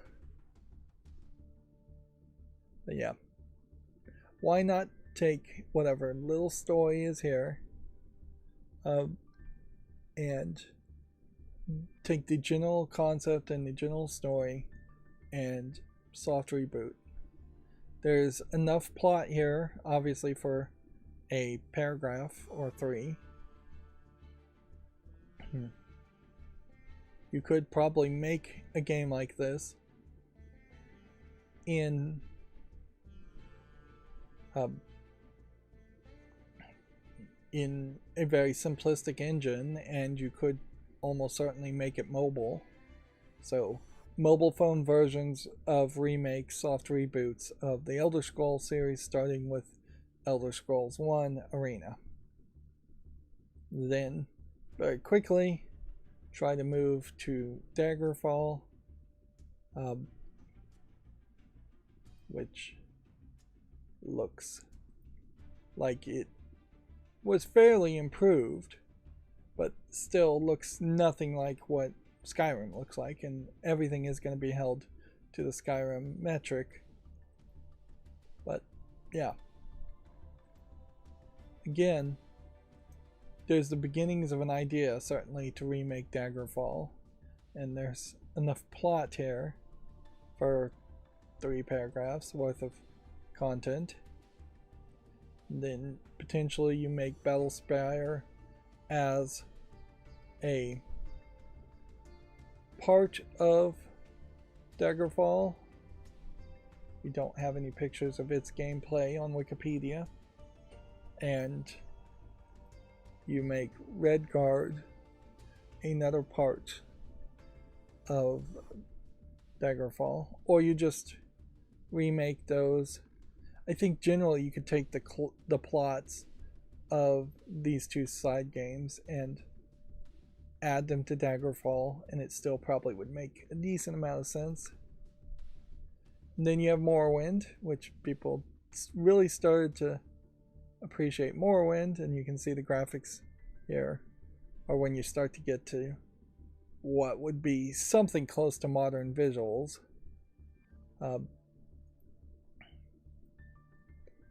So probably would be a slightly different system to remake Morrowind. You can see there is considerably more text and content around Morrowind, and you can see there's this giant island landmass. Here's another screenshot that's too small.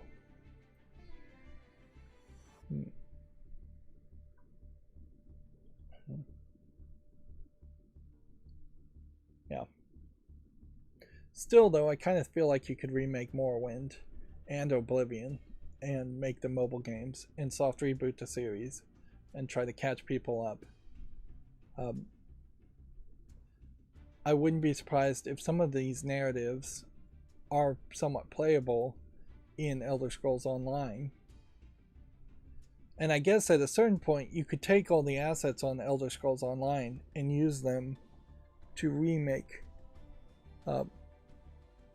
the older games and have kind of a consistent art style from Arena to Oblivion, and say, hey, this art style is going to look good by modern standards. It's not going to look great, but it is going to be a new way for a new generation of people to play the old games and experience the old story.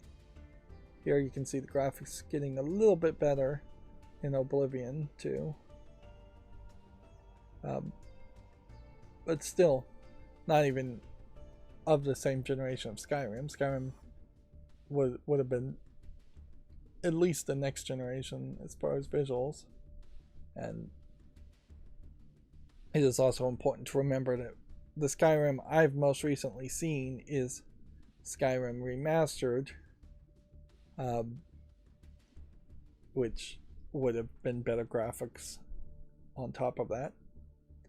So yeah, make Arena, remake at least Daggerfall, if not Bellspire and Radguard. These two games are action-adventure games, where this is a open-world action role-playing game, RPG. So these spin-off games might be harder to remake and feel at play. So maybe you just take the story, and then you have Morrowind, and then what looks like a bunch of expansion packs to Morrowind, which would, in remaking Morrowind, you would include the expansion packs. And then Travels apparently also exist.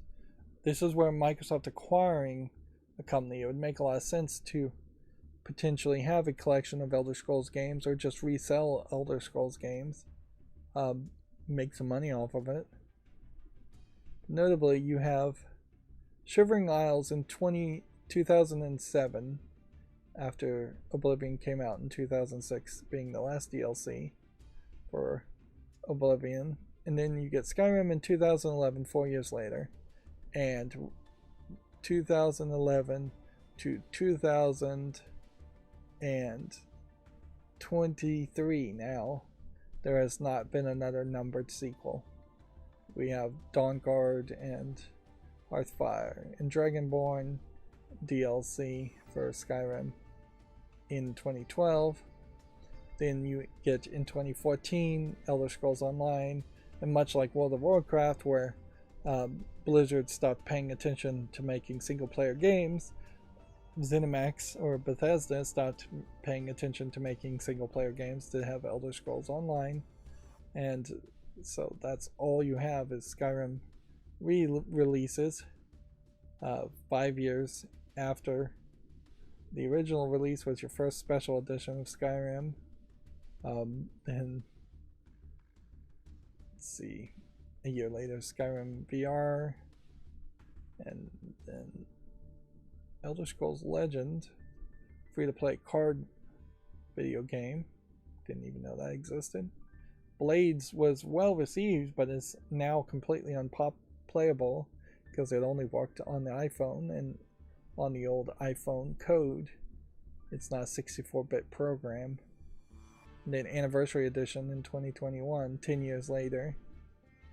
And then to be announced, Elder Scrolls 6.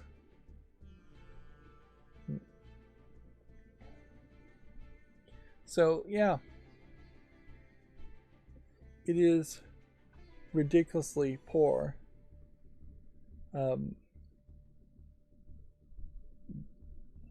How much of the Elder Scrolls series is just not playable at this point.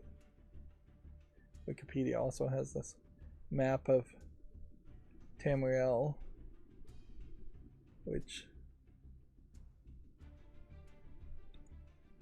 here is the Morrowind area, here is the Skyrim area, and then here's some other sections that have been either mentioned or seen. It's a pretty big landmass, but off a lot of coastal sections too, which is probably good to have a lot of water coastal sections in an open world area. But at any point they could add a whole nother group of islands to another area, or a magical dimension to another area. Is there anything else to talk about as far as a rumor goes?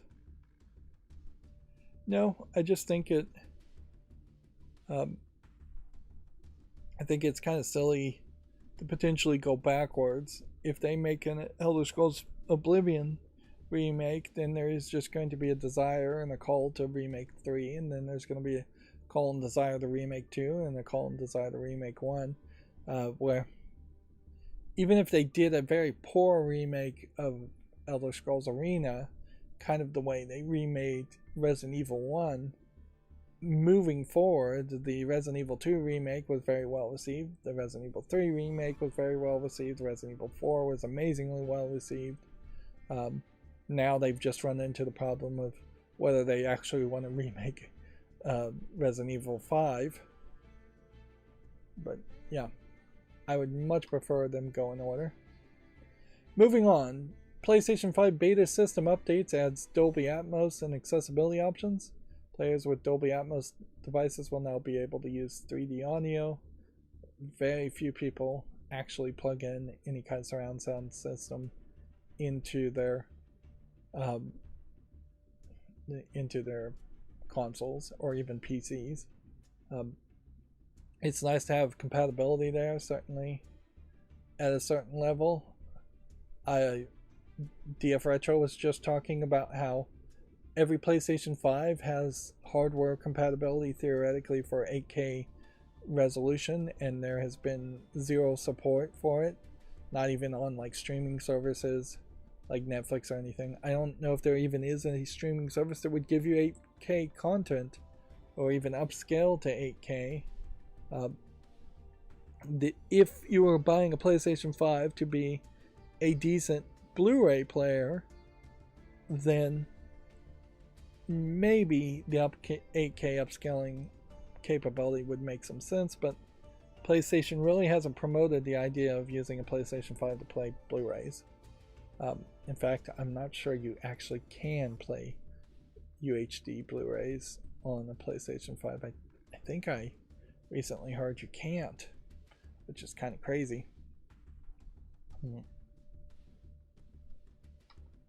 Let's see. UK retailers are selling PlayStation 5 DualSense controllers for as low as £40, which,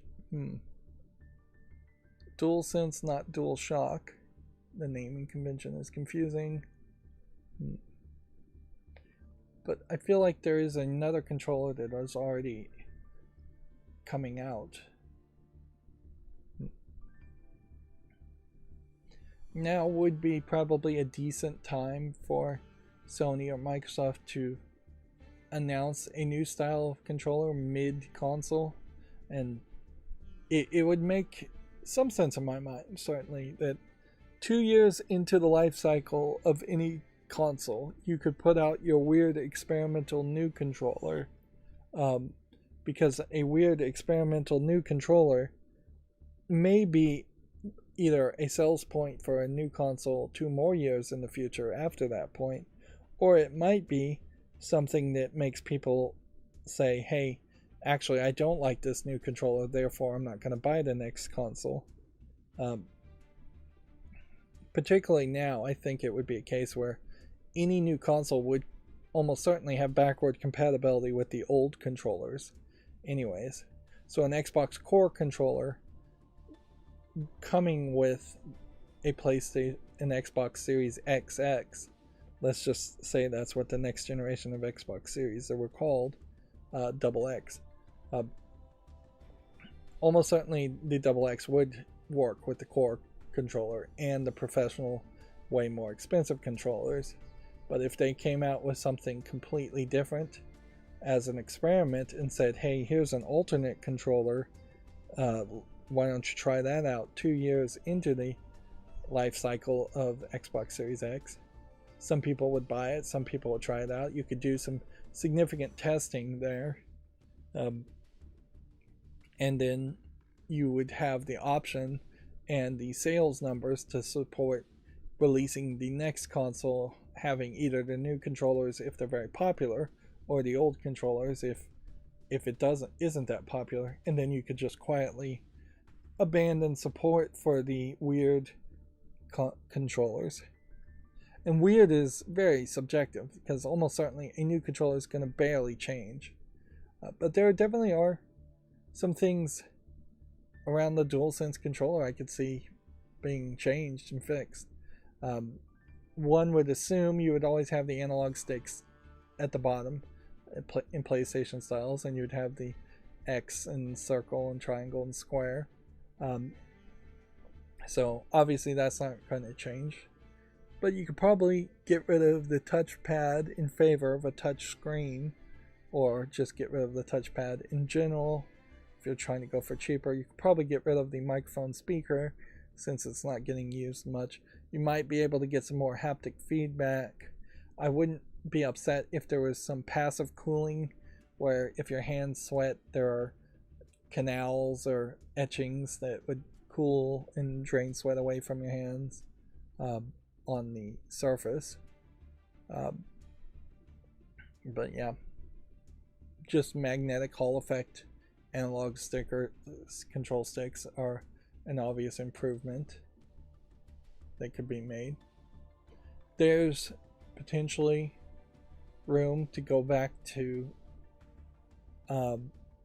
more buttons, if you can find a place to put more buttons. Probably not in the square section, but I could see an R3 or an R4 on right triggers and left triggers.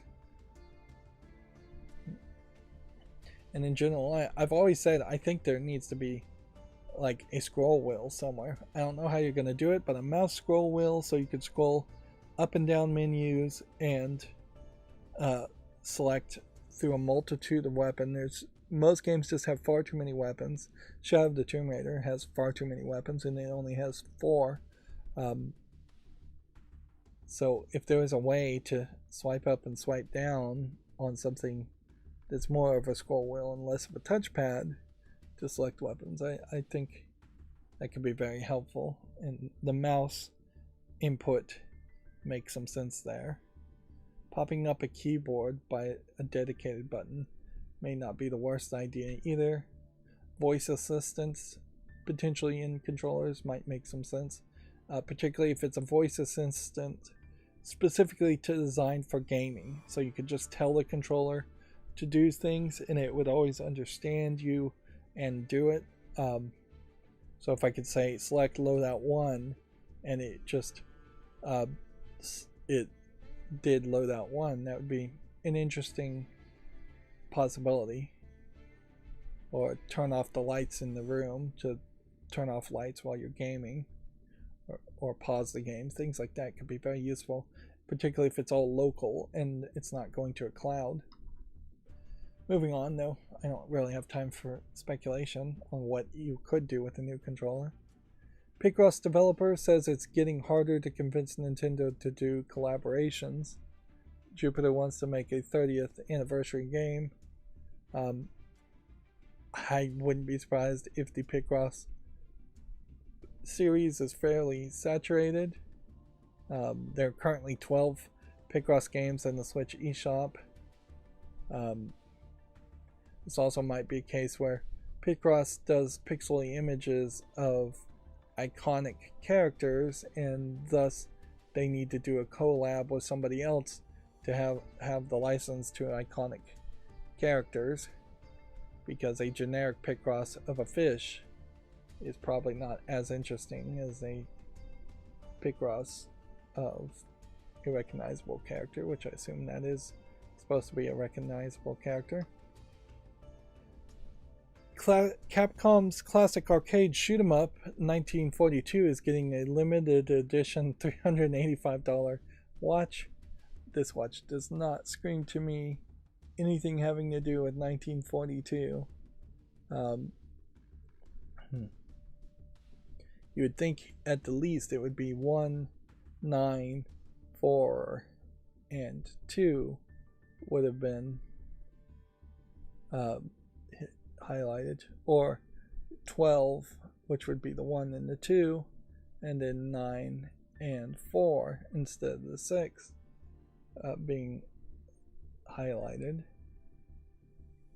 It sounds very much like it is a ridiculous attempt to sell an expensive watch. Yeah, and I don't know anything about watches, so I don't know if AVI-8 as a collaborator and creator is even a good watchmaker. So, being uninformed on this topic, I will just move on. Seems pretty dumb, though. Video Games Chronicle say that sources are saying that Nintendo is targeting a 2024 release for its next-gen console. I feel like this exact same article was put out like a month ago from Video Games Chronicle, so I'm not sure if there's any specifics here.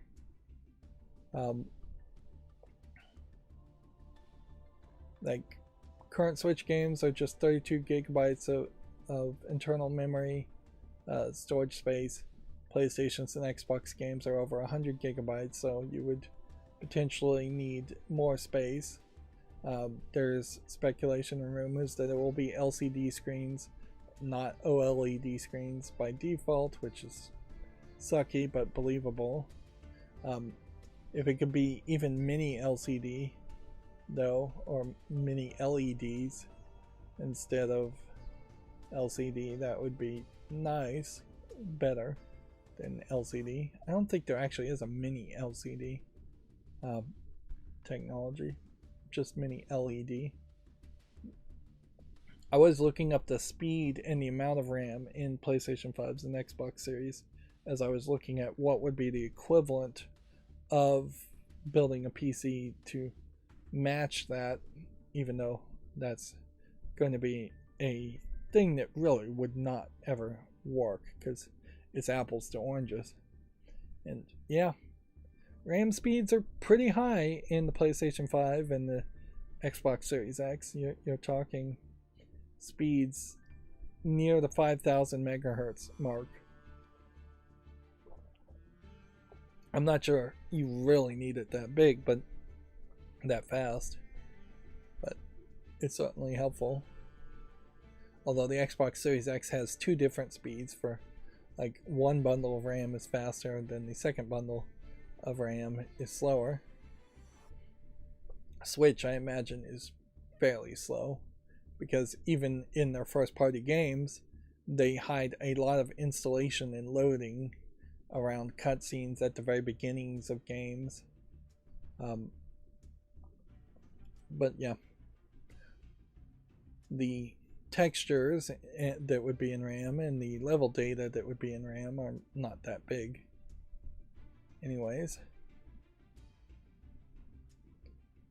Uh, Mostly I'll say just check out this article if you want. I imagine this is all just speculation, and none of it sounds particularly exciting. I'll be fairly disappointed if a Switch 2 comes out and it really is just a Switch 2 and it's not doing anything particularly amazing. Um, it would be a new way of doing things for Nintendo if they're not reinventing the wheel with every new console, and instead they're just trying to make a new iteration and new improvement um, on what the Switch was and is. Uh, that might work, but then they also have to then compete against the Steam Deck if that's all they're going to do. If there's just a better CPU, GPU, more storage space, more RAM in the Switch 2, maybe the Joy-Cons don't detach. Maybe they do. But if there's no real innovation there, otherwise, I wouldn't see a real reason to need to buy the Switch 2. Yeah. Moving on. Let's see, what else do we have? We had already talked about this. So then that brings us to the Gematsu articles. Let's see. Square Enix promised better Xbox support going forward. Kage, Shadow of the Ninja announced for the PS4 and 5, Xbox Series, Switch, and PC. Increasingly, it does kind of feel like my macro is dropping the ball and opening up articles we've already seen and talked about somewhat. It's not doing a terrible job on it. Fate Samurai Remnant has 7 minutes of gameplay with these two characters appearing. If you want to check this out.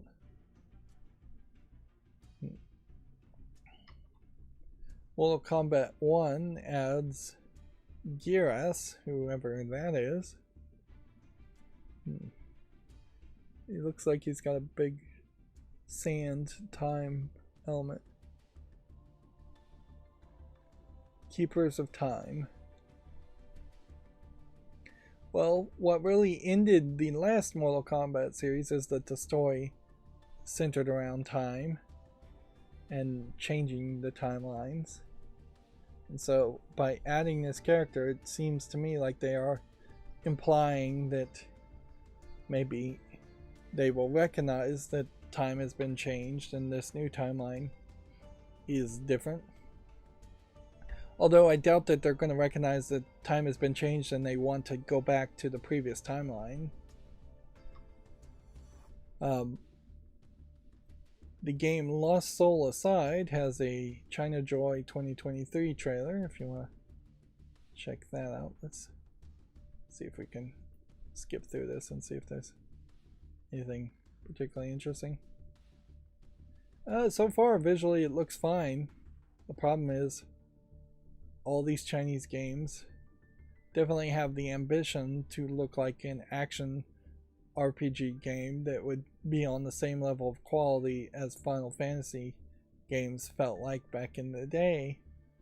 The actual implementation, though, has yet to be proven, and this is also a situation that has not been tested really before, in the sense that you haven't had Sony funding the development of Chinese games, which is what the China Joy project is, and having Chinese developers try and make games that they are ambitious to make.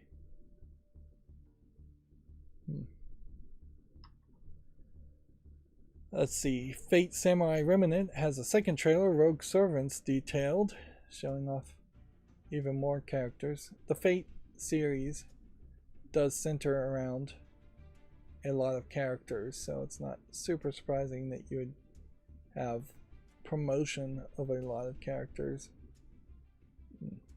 I'm a little surprised by this shorter anime girl character, because the Fate series really hasn't had a lot of short characters that I have recognized. I've not put a lot of attention into the Fate series.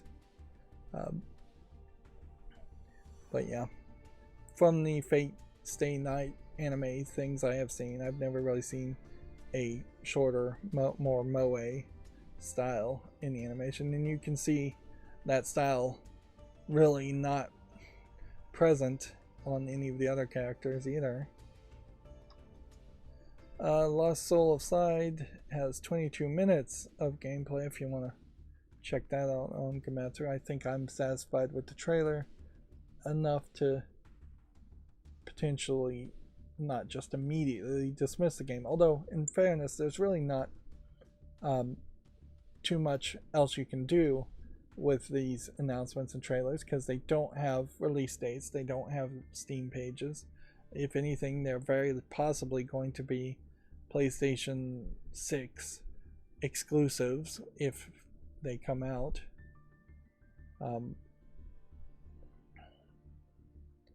Let's see. Yeah, it's right now in development for the PS5 and PC. So maybe it'll come to PC. Let's see. Daba Land of Waterscar also has 22 minutes of gameplay. Seems like they're picking 22 minutes of gameplay to show you so that they have exactly 22 minutes of footage to put on like a TV show episode, because TV show episodes are also 22 minutes. Maybe it's a case that people can really only pay attention for 22 minutes. That's also a possibility. I would say I bet people can't pay attention for 18 minutes of footage, particularly if you have that possibility of just skipping forward.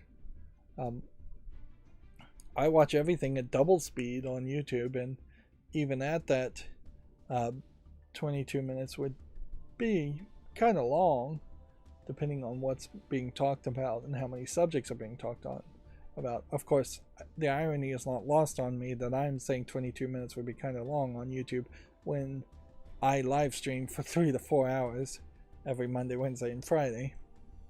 But at the very least, we're jumping from topic to topic, which creates more action and hopefully replenishes some of that attention span. Phantom Blade Zero demo has a planned release in 2024. Wolong Fallen Dynasty details a 2023 roadmap, which seems to have a whole bunch of stuff being promised if you're interested in Wolong Fallen Dynasty. I vaguely recall, though, it feels like Wolong has not been very well received as a game, but it's nice to see games supported even if they aren't being well received. PlayStation 5 software beta rolling out. It adds Dolby Atmos, large storage capacity support. I don't know why there was even a limitation on how large of a storage you could put in a PS5. It almost certainly was a case that when the PS5 came out, if you tried to put a 2 terabyte NVMe in it, it would have been so slow that it wouldn't have passed their speed tests.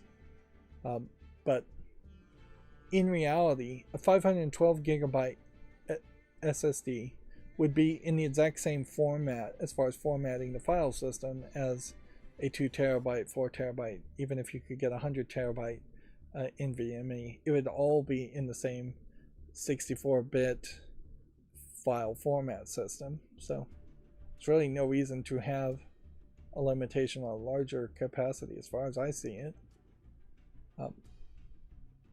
That being said, if you look at like SD cards, there's a lot of devices that have these weird arbitrary maximum sizes that they can support, and it doesn't make a lot of sense as to why that's the case.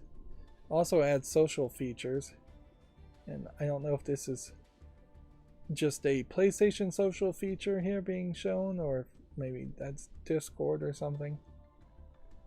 Yep. It really feels kind of crazy that you I guess now you can go up to 8 terabytes from previously from 4 terabytes. Yeah, that seems very arbitrary. It's a shame that I can't find a way to better appreciate Discord as a concept. I think the federated concept probably does it a little bit better than Discord does, but still both concepts uh, require there to be somebody really running your own forum, your own social media service, and people just don't want to have to be a manager of a social media forum. Apparently, you can now use second controllers for assistance, which means somebody with the second controller can press buttons and make the character interact in the same way that somebody with the first controller could do that. It seems like there should be a way to toggle that fairly quickly, otherwise you're going to get a lot of kids irritating each other. System UI haptic feedback, that feels like something that should have been there day one. Yeah, this party system does seem to be just part of PlayStation's social services.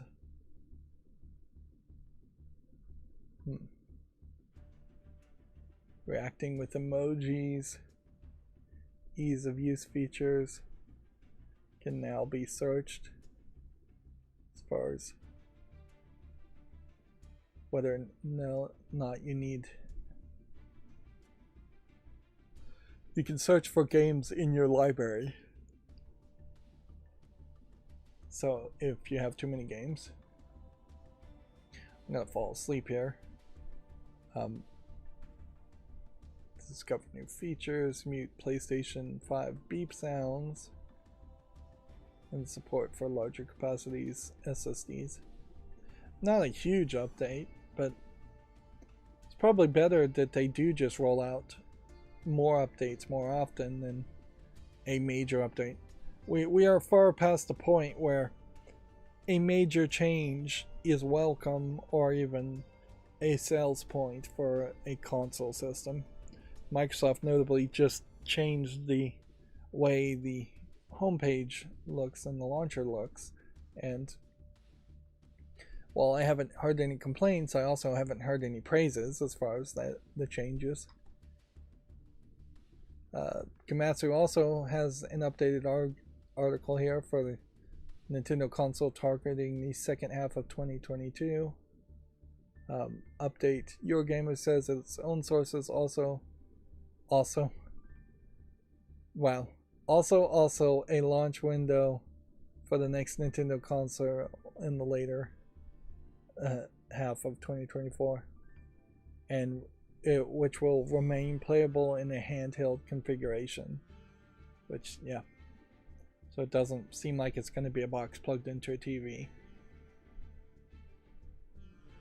The TV manufacturers are in danger of going out of business. I wouldn't be surprised if, with fewer and fewer people actually wanting to watch TV or discs, and more people willing to stream services on a cell phone or a tablet, that we would see cheap companies like TCL or Hisense go bankrupt as far as TV manufacturing goes, and then you start to see less competition where it really is only going to be Sony and Samsung manufacturing TVs, and so then the price of TVs might eventually get more expensive, not cheaper. They've gotten cheaper right now, certainly, but we're still kind of far away from smart TVs having good operating systems and fully making sense, and we're still far away from TVs being as bright as they really should be and as quality as they should be as far as longevity and lasting. If anything, TVs have gotten disposable and cheap, which is a problem for just e-waste alone. But yeah, I'd say take this with a grain of salt, but when you have multiple people claiming that Nintendo is coming out with a Switch 2, for lack of a better term, in the later half of 2024,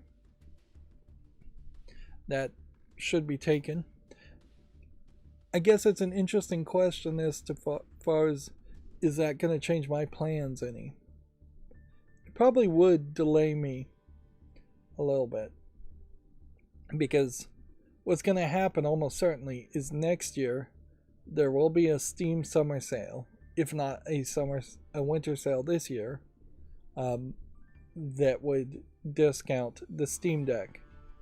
So there possibly is an argument to not getting a Steam Deck next Steam summer sale and then waiting to see if there is a winter sale in 2024 that somehow competes with the Switch 2, and at that point the Switch 2 should be close enough to being released that you would know at least the hardware specs. Although it still really is comparing apples to oranges, because the Switch 2 is just going to be your device that you continue to have to play first-party Nintendo titles regardless. And then if you can afford a Steam Deck, that's where you're going to put all of your other games. And that's exactly how I've used the Switch 1, is that I got it very late, and I've played 4 or 5 games on it, and that's about it. So, fairly expensive for the number of games I've played. But in all fairness, I also skipped like the Wii U and really didn't play even that much on the Wii.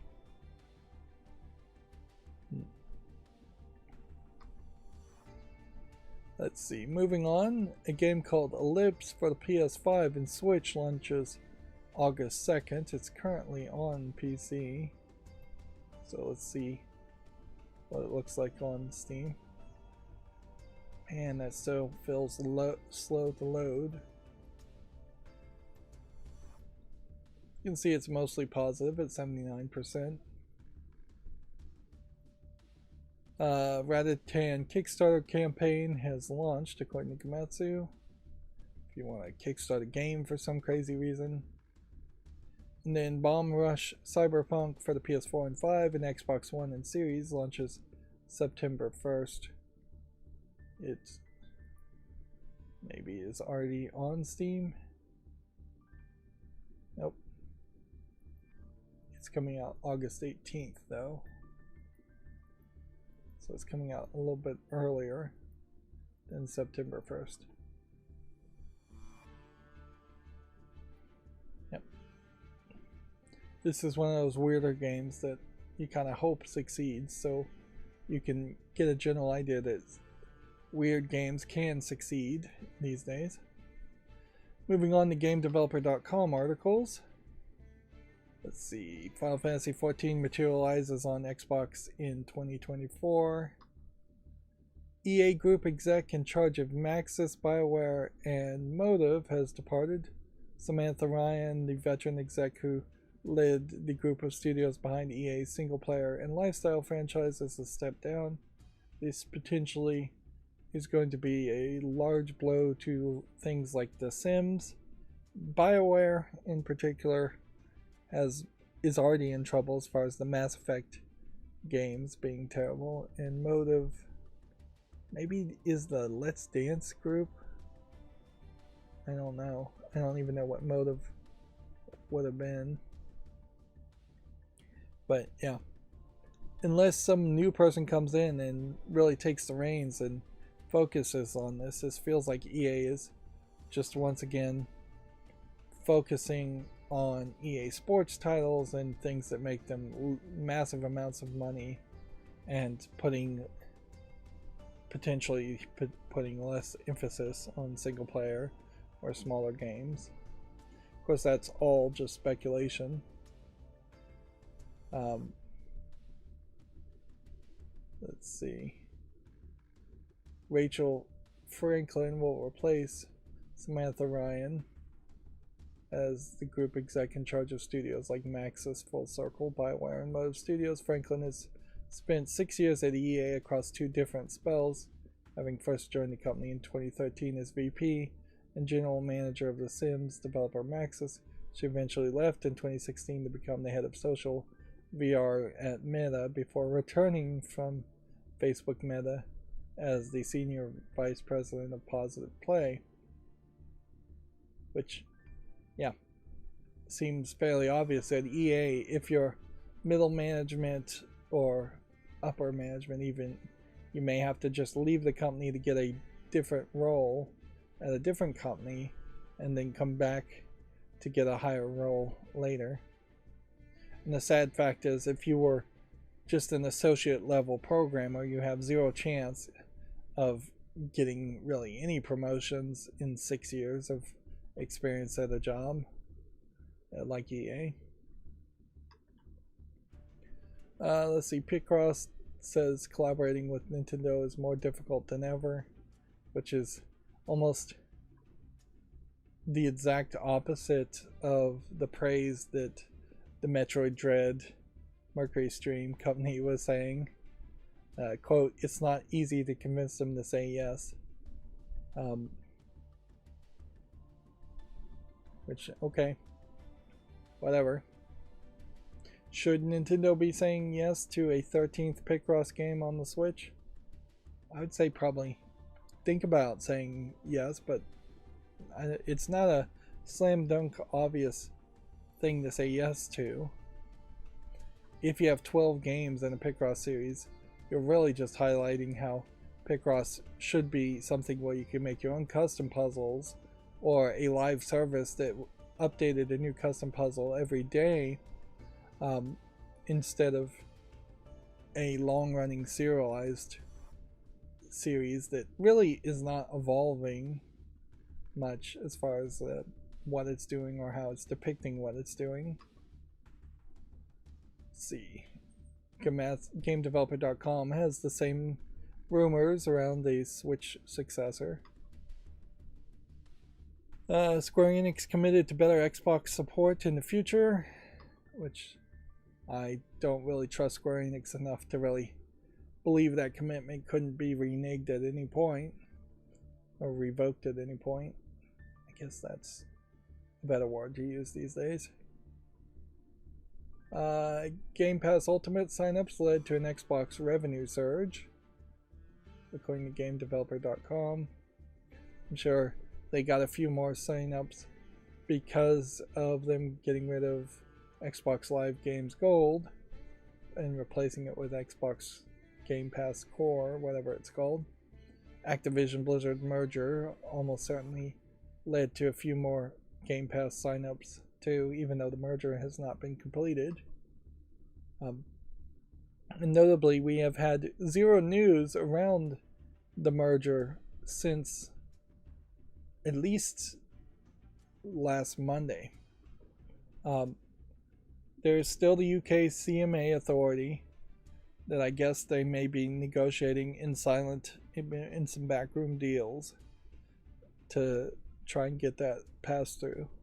But I think everybody else has already said yes, or the FTC didn't say yes, but then their lawsuits, I think for the most part, have failed.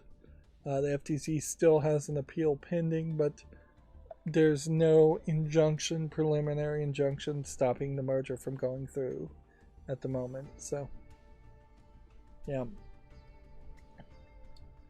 It definitely seems like the merger would happen, and maybe this is where the real negotiation and the real talks start once all the legalese nonsense has been dealt with.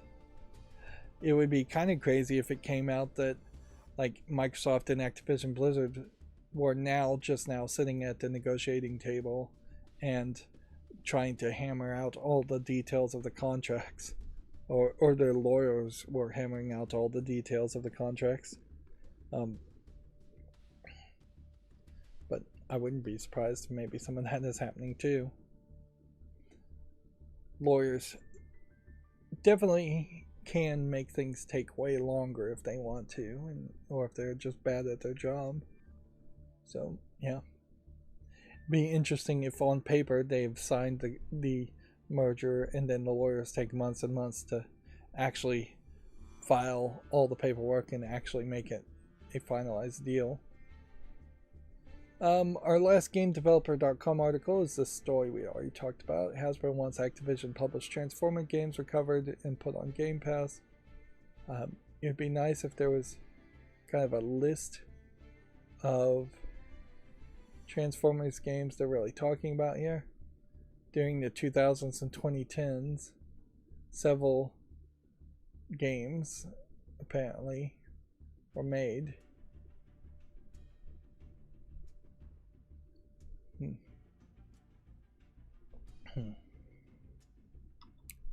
And then that brings us to the flawless cleanup and the auto blur working. Let's see. We have a VR puzzle game called I Expect You to Die, which is overwhelmingly positive. So I'll leave that on the fall list as it's a VR game.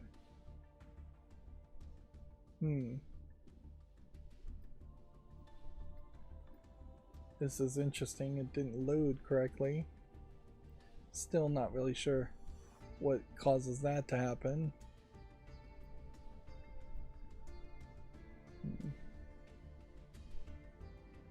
This is a visual novel game that came out in June of 2022. I Deserve a Happy Ending. Looks like it's a gay visual novel that does have the censored by default stance and then a free adult content. English, Spanish, Latin American. I think as I continue to just develop the boundaries, something like this probably wouldn't fly on YouTube, and I don't think there's anything special here, so we can take this off the fall list.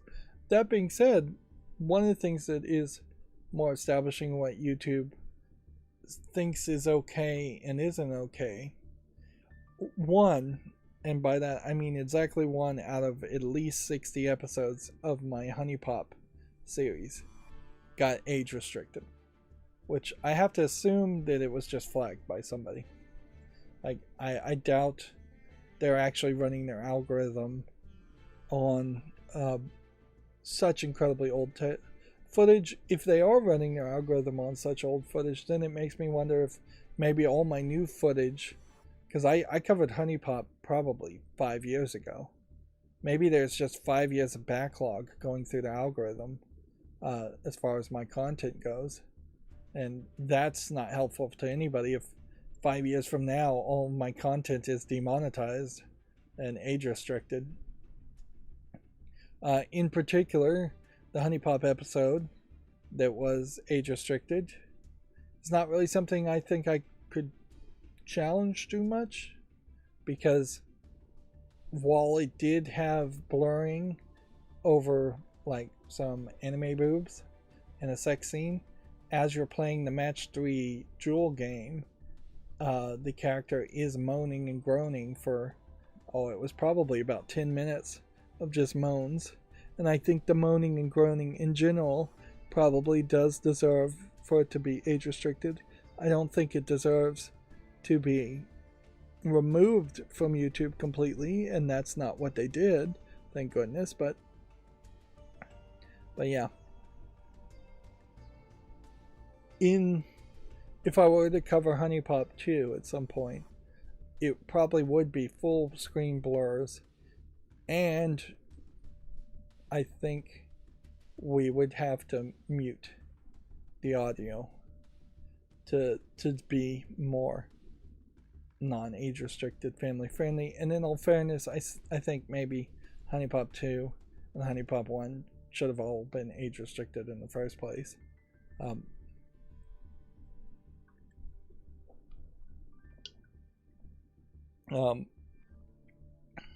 But yeah.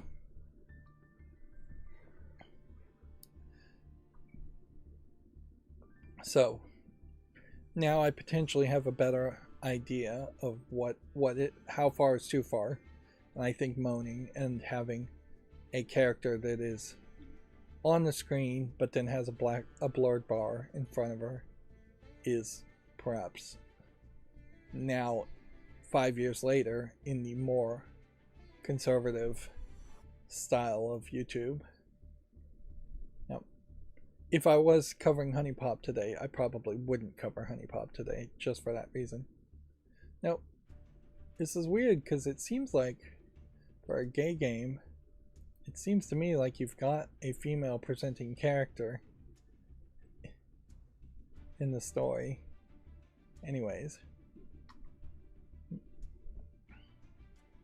Next we have I commissioned some pigeons on the fall list. I'm going to take that off because I have given up on any of the I commissioned series as far as hidden objects. Plus, also you can see this came out in June 9th of 2023 and it has only 3 reviews, so people aren't actually playing these games anyways.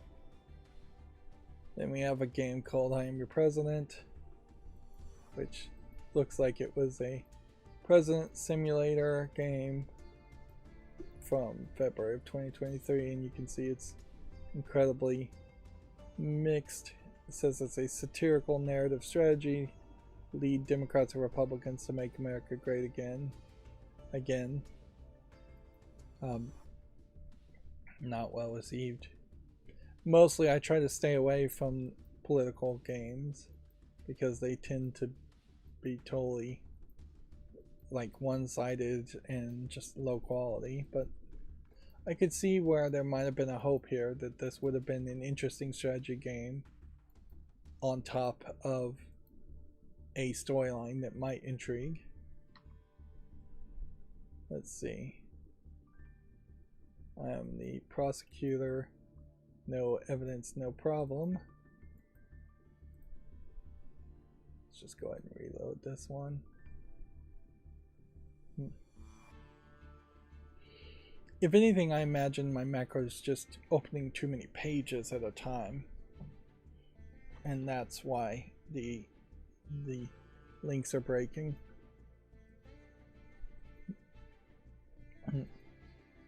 So this one is 77% positive with 36 from 2021, but this is a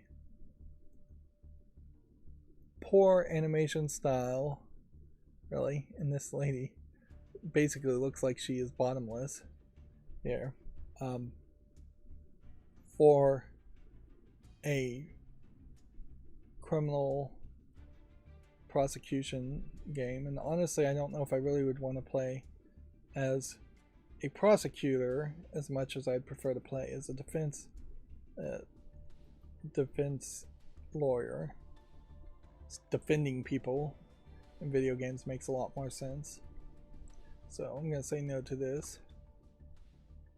And then we have I Am Sakuya Toho first person shooter, which is rated very positively. I guess it really is just going to come down to, do I care about playing something just because it has Toho in the name? And I think the answer to that is pretty obviously a no at this point.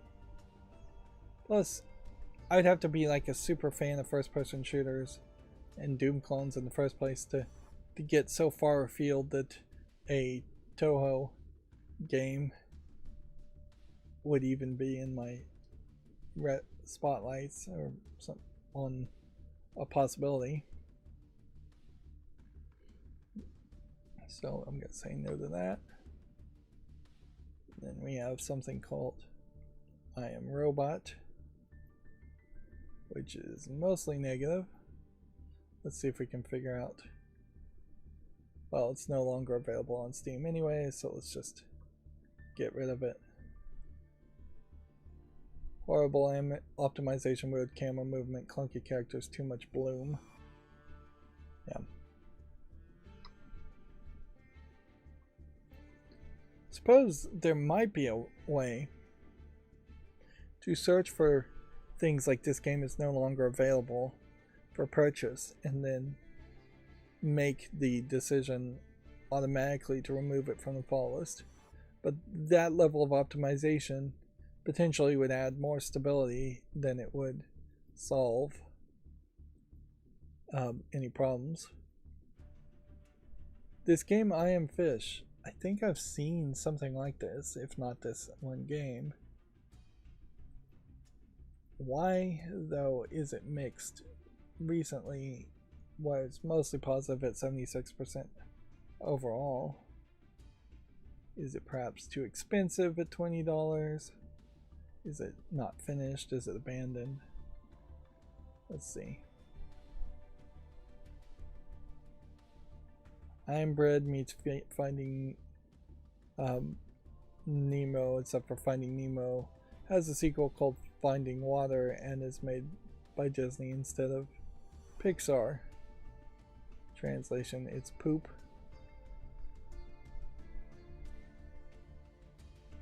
This is funny, but also very stupid. The best part is the references to I Am Bread. I Am Bread was great, but hard. It was also funny without being stupid. Extremely frustrating game. The game's not difficult because it is designed to be, but rather because it is, simply put, janky at best. The game feels half-assed. The devs did a very good job on creating the levels and the environments, but then everything glitches or gets stuck. The containers, very bland, quickly boring game. Controls are pretty horrible and lacks any sense. So yeah, I guess that's enough to scare me away from I Am Fish. And if anything, the gimmick around I Am Bread may not even be good enough to convince me to play I Am Bread. At some level, let's see, is this the same developer as I Am Bread? No, but they made Perfect Date, visual novel dating simulator for cats.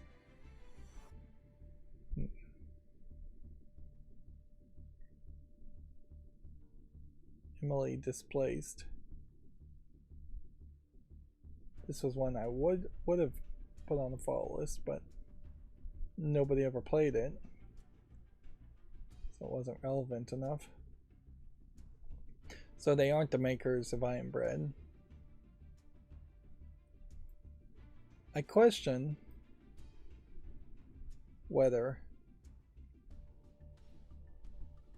even I should play I Am Bread, because other kinds of simulators might make more sense, like Goat Simulator or even Cat Simulator, as a series of potential games where you're simulating other types of characters or objects. I Am A Story of Awakenings is not relevant at all with no reviews, so it's got to leave the follow list. And then Hall Space 5D6 is not relevant enough with 4 reviews, so it's got to go away. Definitely feels like some of these games were on the follow list because I was being way too generous or scraping the bottom of the barrel. Hypnosis Reveries. Is this a VR game? Yes. Abstract minimalist approach to tell a story about growth through a roughly 20-minute experience for $4.99. Yep, I'm gonna say no to that. Even as a VR game, that seems not good enough. So now we'll go through all the new games that came out on Steam. And so what it seems to me is the case that looking at the tabs, there's like 1 or 2 page that loads, and yeah, I'm gonna say no to this. And then after the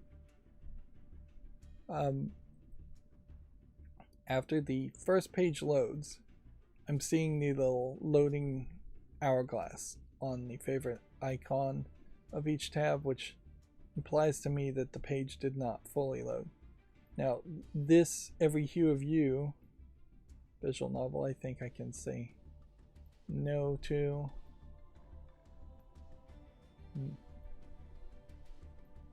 Unless I just want to make a YouTube short around visual novels. I'll experiment on this, but I'm not going to put it on the follow list. So then the next one here, weirdly, is the exact same tab, double opened. I don't know what would have caused that, unless it was just listed twice, which I have to kind of assume. is the case. And it has the loading section too.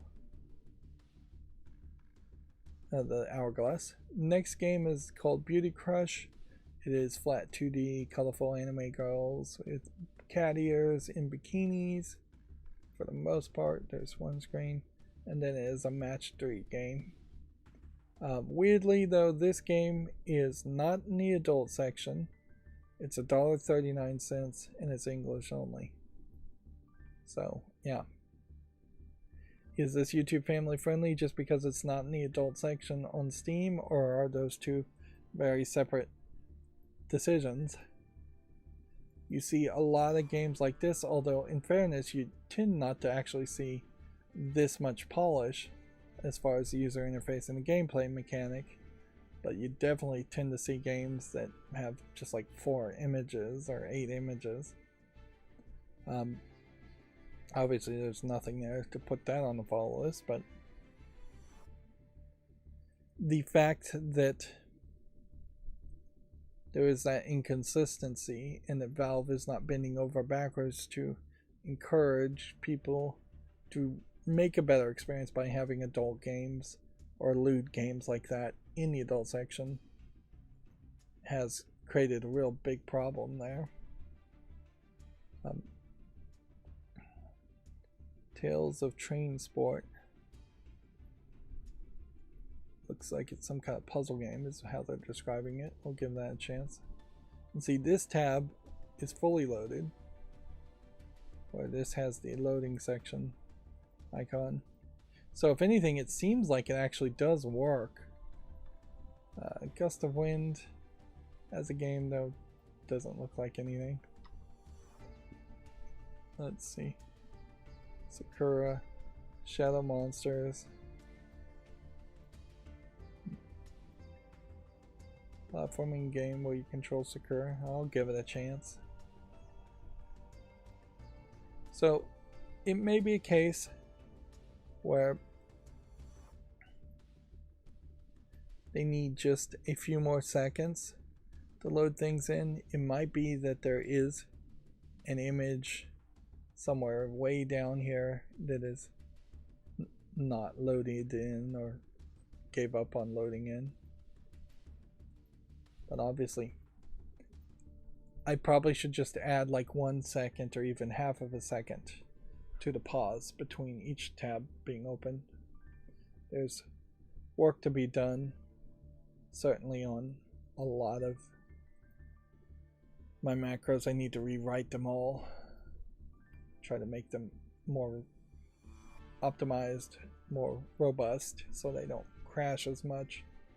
And I definitely need to schedule some videos using a new rewritten macro, which I'm not doing. I'm still just focusing way too much on finishing Shadow of the Tomb Raider when I'm running out of hard drive space.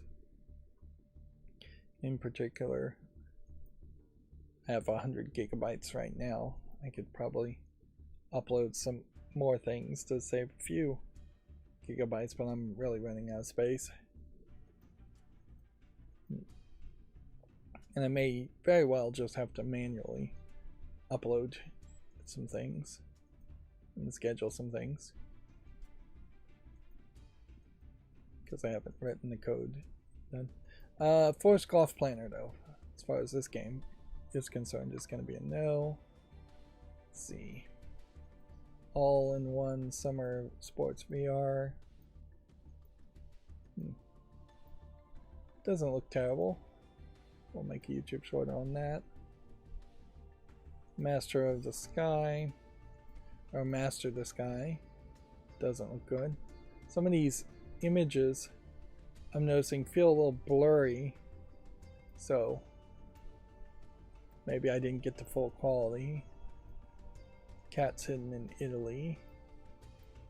I think I have to just say no to these games. Not even make YouTube shorts on them. The idea of hidden object games that are purely black and white or purely focused around finding only one thing or one thing in one location is just too limiting. It is rated very positively, but I can't help but suspect that maybe there's a cabal of people who are upvoting these games for nefarious reasons. Noticeably, this one is supposedly in English. And yeah, even on Steam, you really can't trust the reviews as much as you would like to be able to. Let's see. Next, we have Land Nama, which is already mixed, so I'm going to say no to that. And then we have Cornucopia, which is oddly very zoomed in for what looks like a Stardew Valley clone. Be interested in seeing if that actually worked somehow. It almost certainly wouldn't. Super Fighting Jam looks like an absolute garbage attempt at making a fighting game. You're just not going to succeed making a fighting game unless you are working for a giant company or have a lot of experience around it. It just shouldn't be your first attempt at any project in the first place.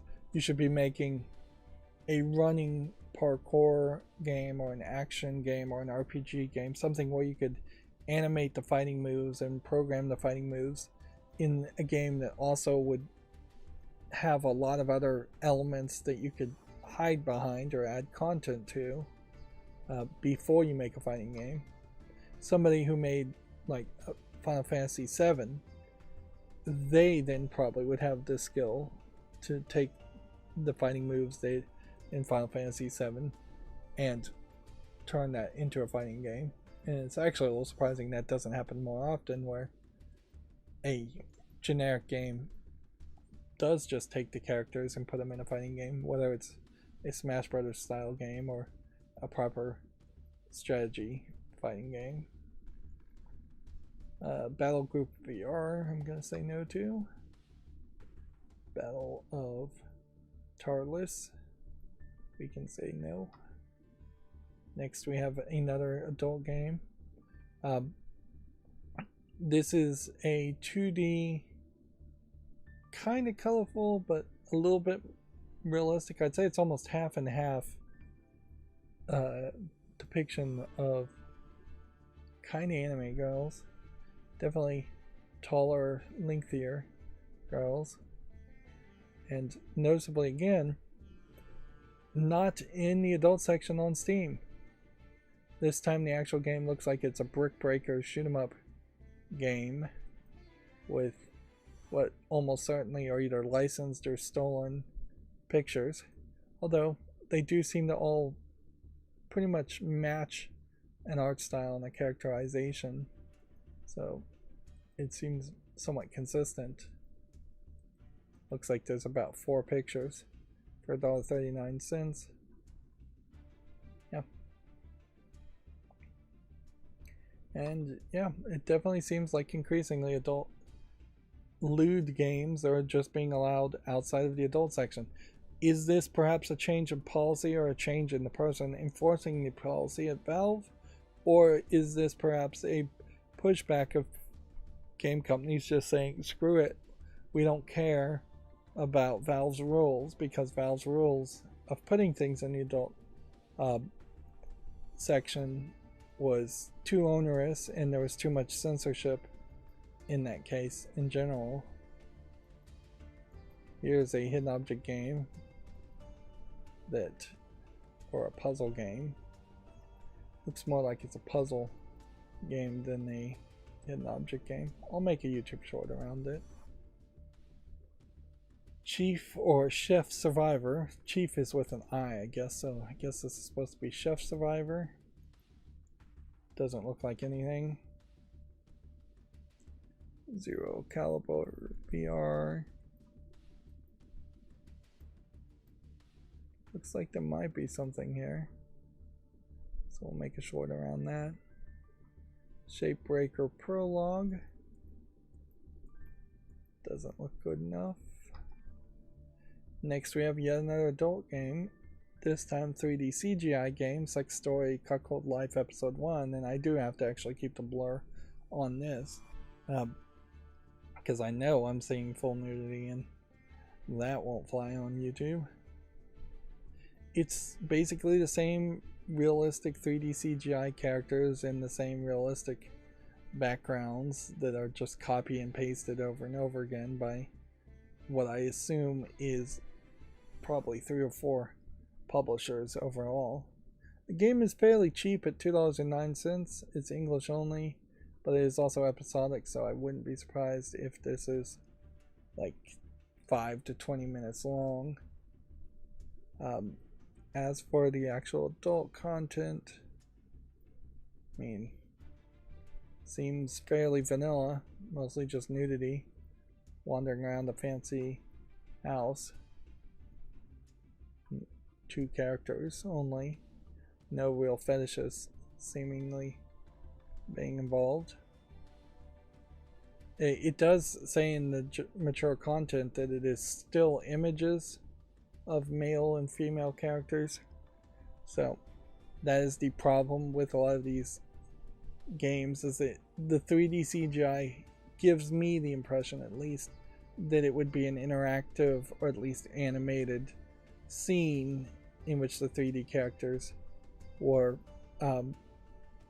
moving around and talking, but no, all the talking is text. There's no voice acting, and they don't move around. They are just posed 3D models that have been licensed or gotten some other way from a asset store. Next we have what looks like just a garbage asset flip game of a different type called Morty College, which looks like absolute garbage. Even if this was supposed to be a joke game, I just don't see what the joke is. Well, $13.99 is too expensive for whatever this is. Let's see. Next we have a game called Battery Hunter, which doesn't look like anything of interest.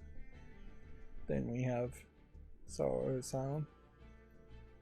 It's crazy that so many adult games are even being listed today, considering how many adult games were listed on Friday. It seems like maybe we're seeing bundling over the course of an entire weekend, and as far as I can tell, like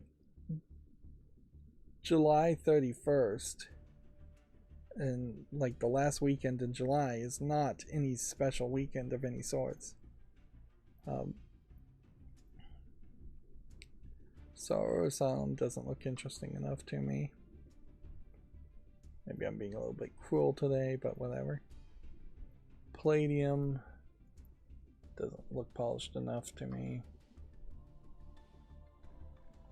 Then we have Vinba, which Vinba is this Indian lady cooking, and I think there's a narrative element potentially to it also.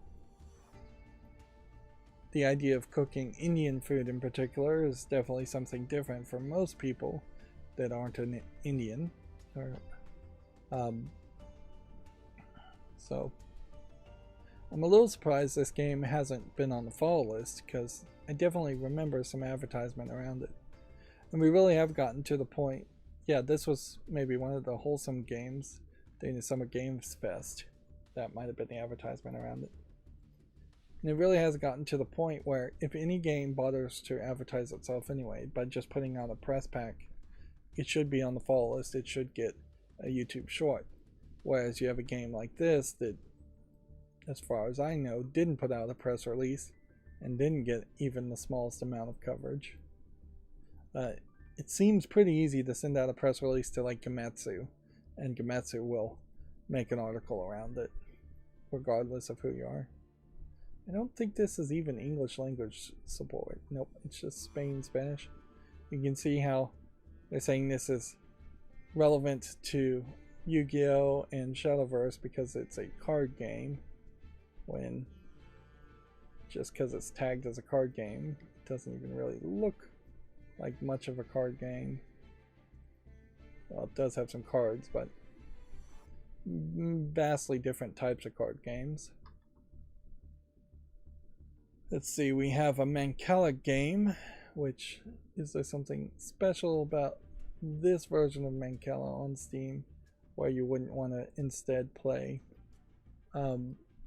Tabletop Simulator Mancala, which I'm sure you can probably play Mancala Tabletop Simulator. Mancala is such a simplistic game in general, though. You should probably play it in the real world, although it does require actually a lot of pieces.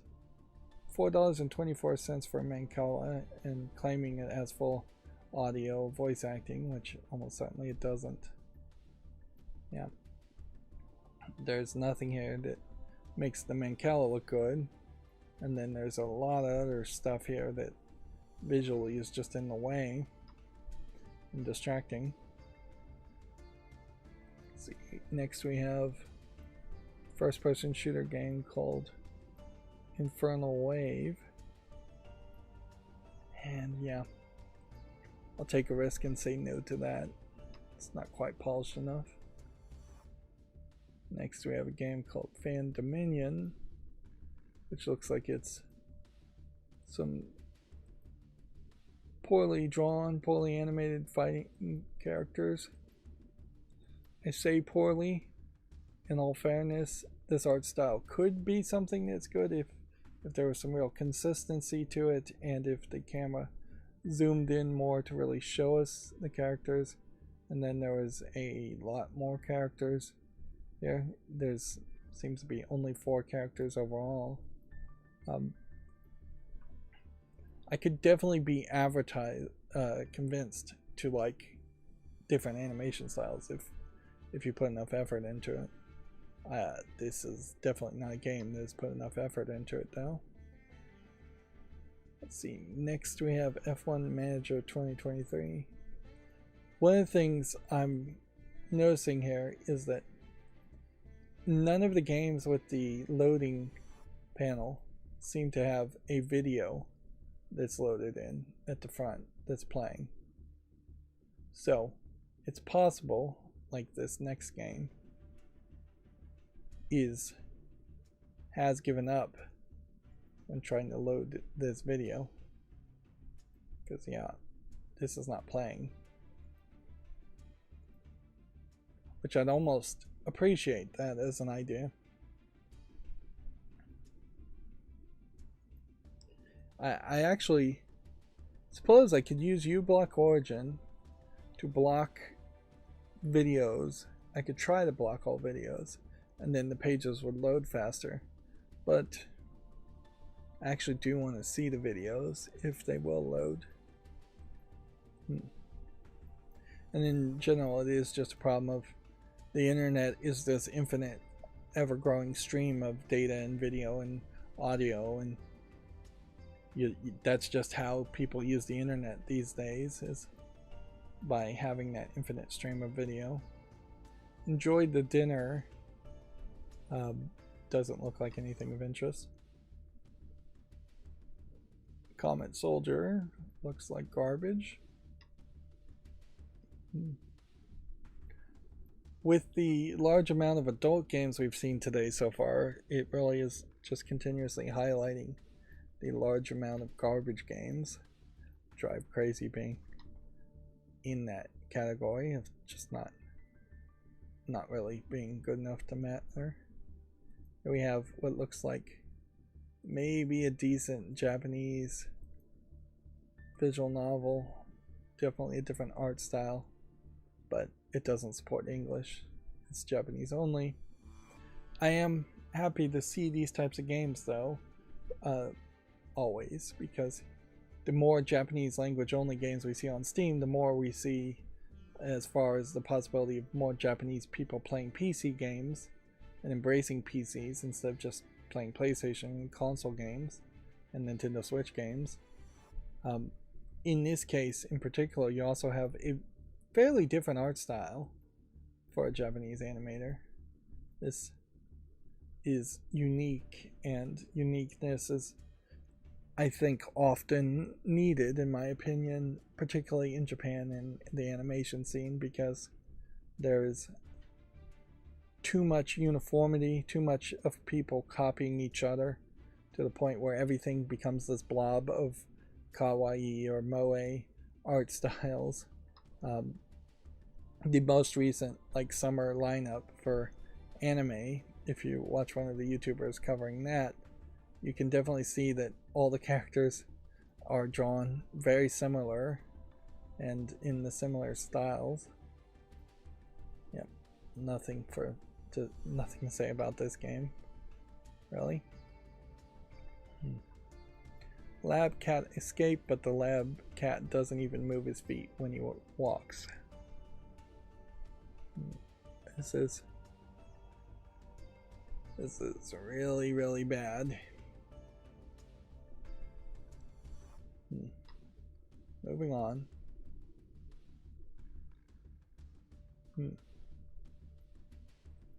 Here we have a English-Russian game called Pulse of Love. Although weirdly it seems to be a story about a Korean K-pop scene. So some inconsistency there. That being said, it visually looks fine. $9.99. It says it has English full audio. I question that. And then Russian. It seems to me like there's increasingly ways people have found to make English-Russian games come on Steam. I don't know if that is in any way indicating that Russian game companies and the Russian game companies that used to flood Steam and almost certainly launder money through Steam have figured out how to do that once again. I wouldn't be surprised if there's a lot of people that are doing business with Russian companies when they shouldn't be, and embargoes are still on because nobody is really monitoring them, or because it has been so long that the guards of those embargoes have fallen asleep at the wheel. Is there a specific reason why this would be put on the fall list? No. Does it deserve a YouTube short? Alright, I'll give it that. Since it's so incredibly easy to make YouTube shorts, and they are such a throwaway type of content, yeah, it's easy to just throw games a bone and say make a YouTube short on it and do nothing else. And if anything, maybe even some of the games I've purchased and thought I would actually cover and play might be better as just YouTube shorts and just shout them out. Like Leisure Suit Larry as a series is one I'd actually like to talk about and cover, but I could also see myself saying, actually I can't cover this. Could I possibly make a YouTube short around it and just try and highlight it for its historical relevance? Same is, I guess, true for this English allegedly full audio visual novel, The Radiance. So we'll make a short around that, but I'm not going to put it on the fall list. Premortal VR doesn't look like anything of interest. Digs looks like it's a tower defense type game of no real interest. Yep. Paranormal Mission looks like it's one of these games where you have to spot the difference. I guess again, maybe I'll go ahead and make a YouTube short. Although noticeably the spot the difference paranormal games are not that different from any other hidden object game. So I even though they feel very different, the gameplay mechanic is still really the same.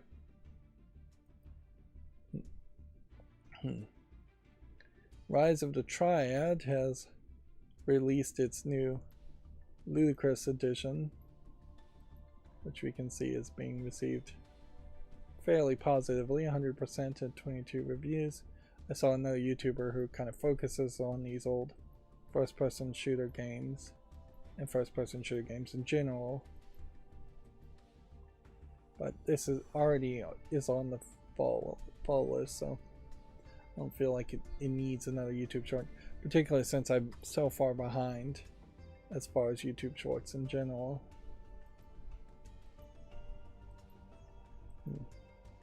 I don't even know if YouTube shorts are still even airing at the moment. I need to check that. I wouldn't be surprised if I dropped the ball. Mage Tower 2, Call of Zadius. Doesn't look good enough. And we didn't have a ton of games today. Anyways. Loop Room. For all my rambling and about nothing at the beginning of this stream, and then not really having any major stories to discuss, this is going to be right on the ball of being about 3 hours and 20 minutes. Now noticeably, we haven't seen any adult games in the last 20 or 30 games, which I assume would imply that most of the adult games were actually released on the 30th or the 29th or over the weekend. Although Battlecraft here does have a bikini lady and is definitely trying to sell on some skin a little bit. Not much. Overall, Battlecraft though does not look interesting. Then we have a game called Card Storm Idol.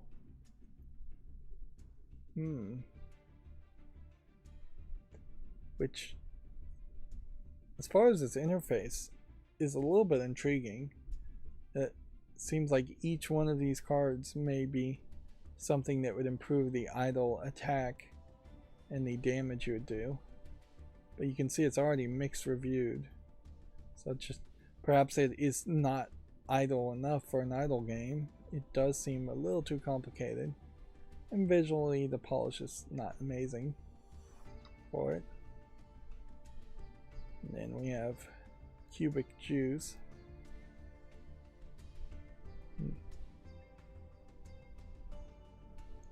Seems like a 3D Tetris type game. And the red filter over everything. I just don't think there's enough visual polish there. And see, yeah, that's just gonna have to be the end of the stream. Hopefully I'll be able to get my Twitter working again for Wednesday. If not, then I did think of a way to potentially have more stories to talk about. But otherwise, it's not like we went short without any of that content. That's going to be it for the stream. As always, I ask you to like, share, subscribe, comment, and watch every second of my videos. If you want to support me further, there's some links down below in the description box. Thank you for watching.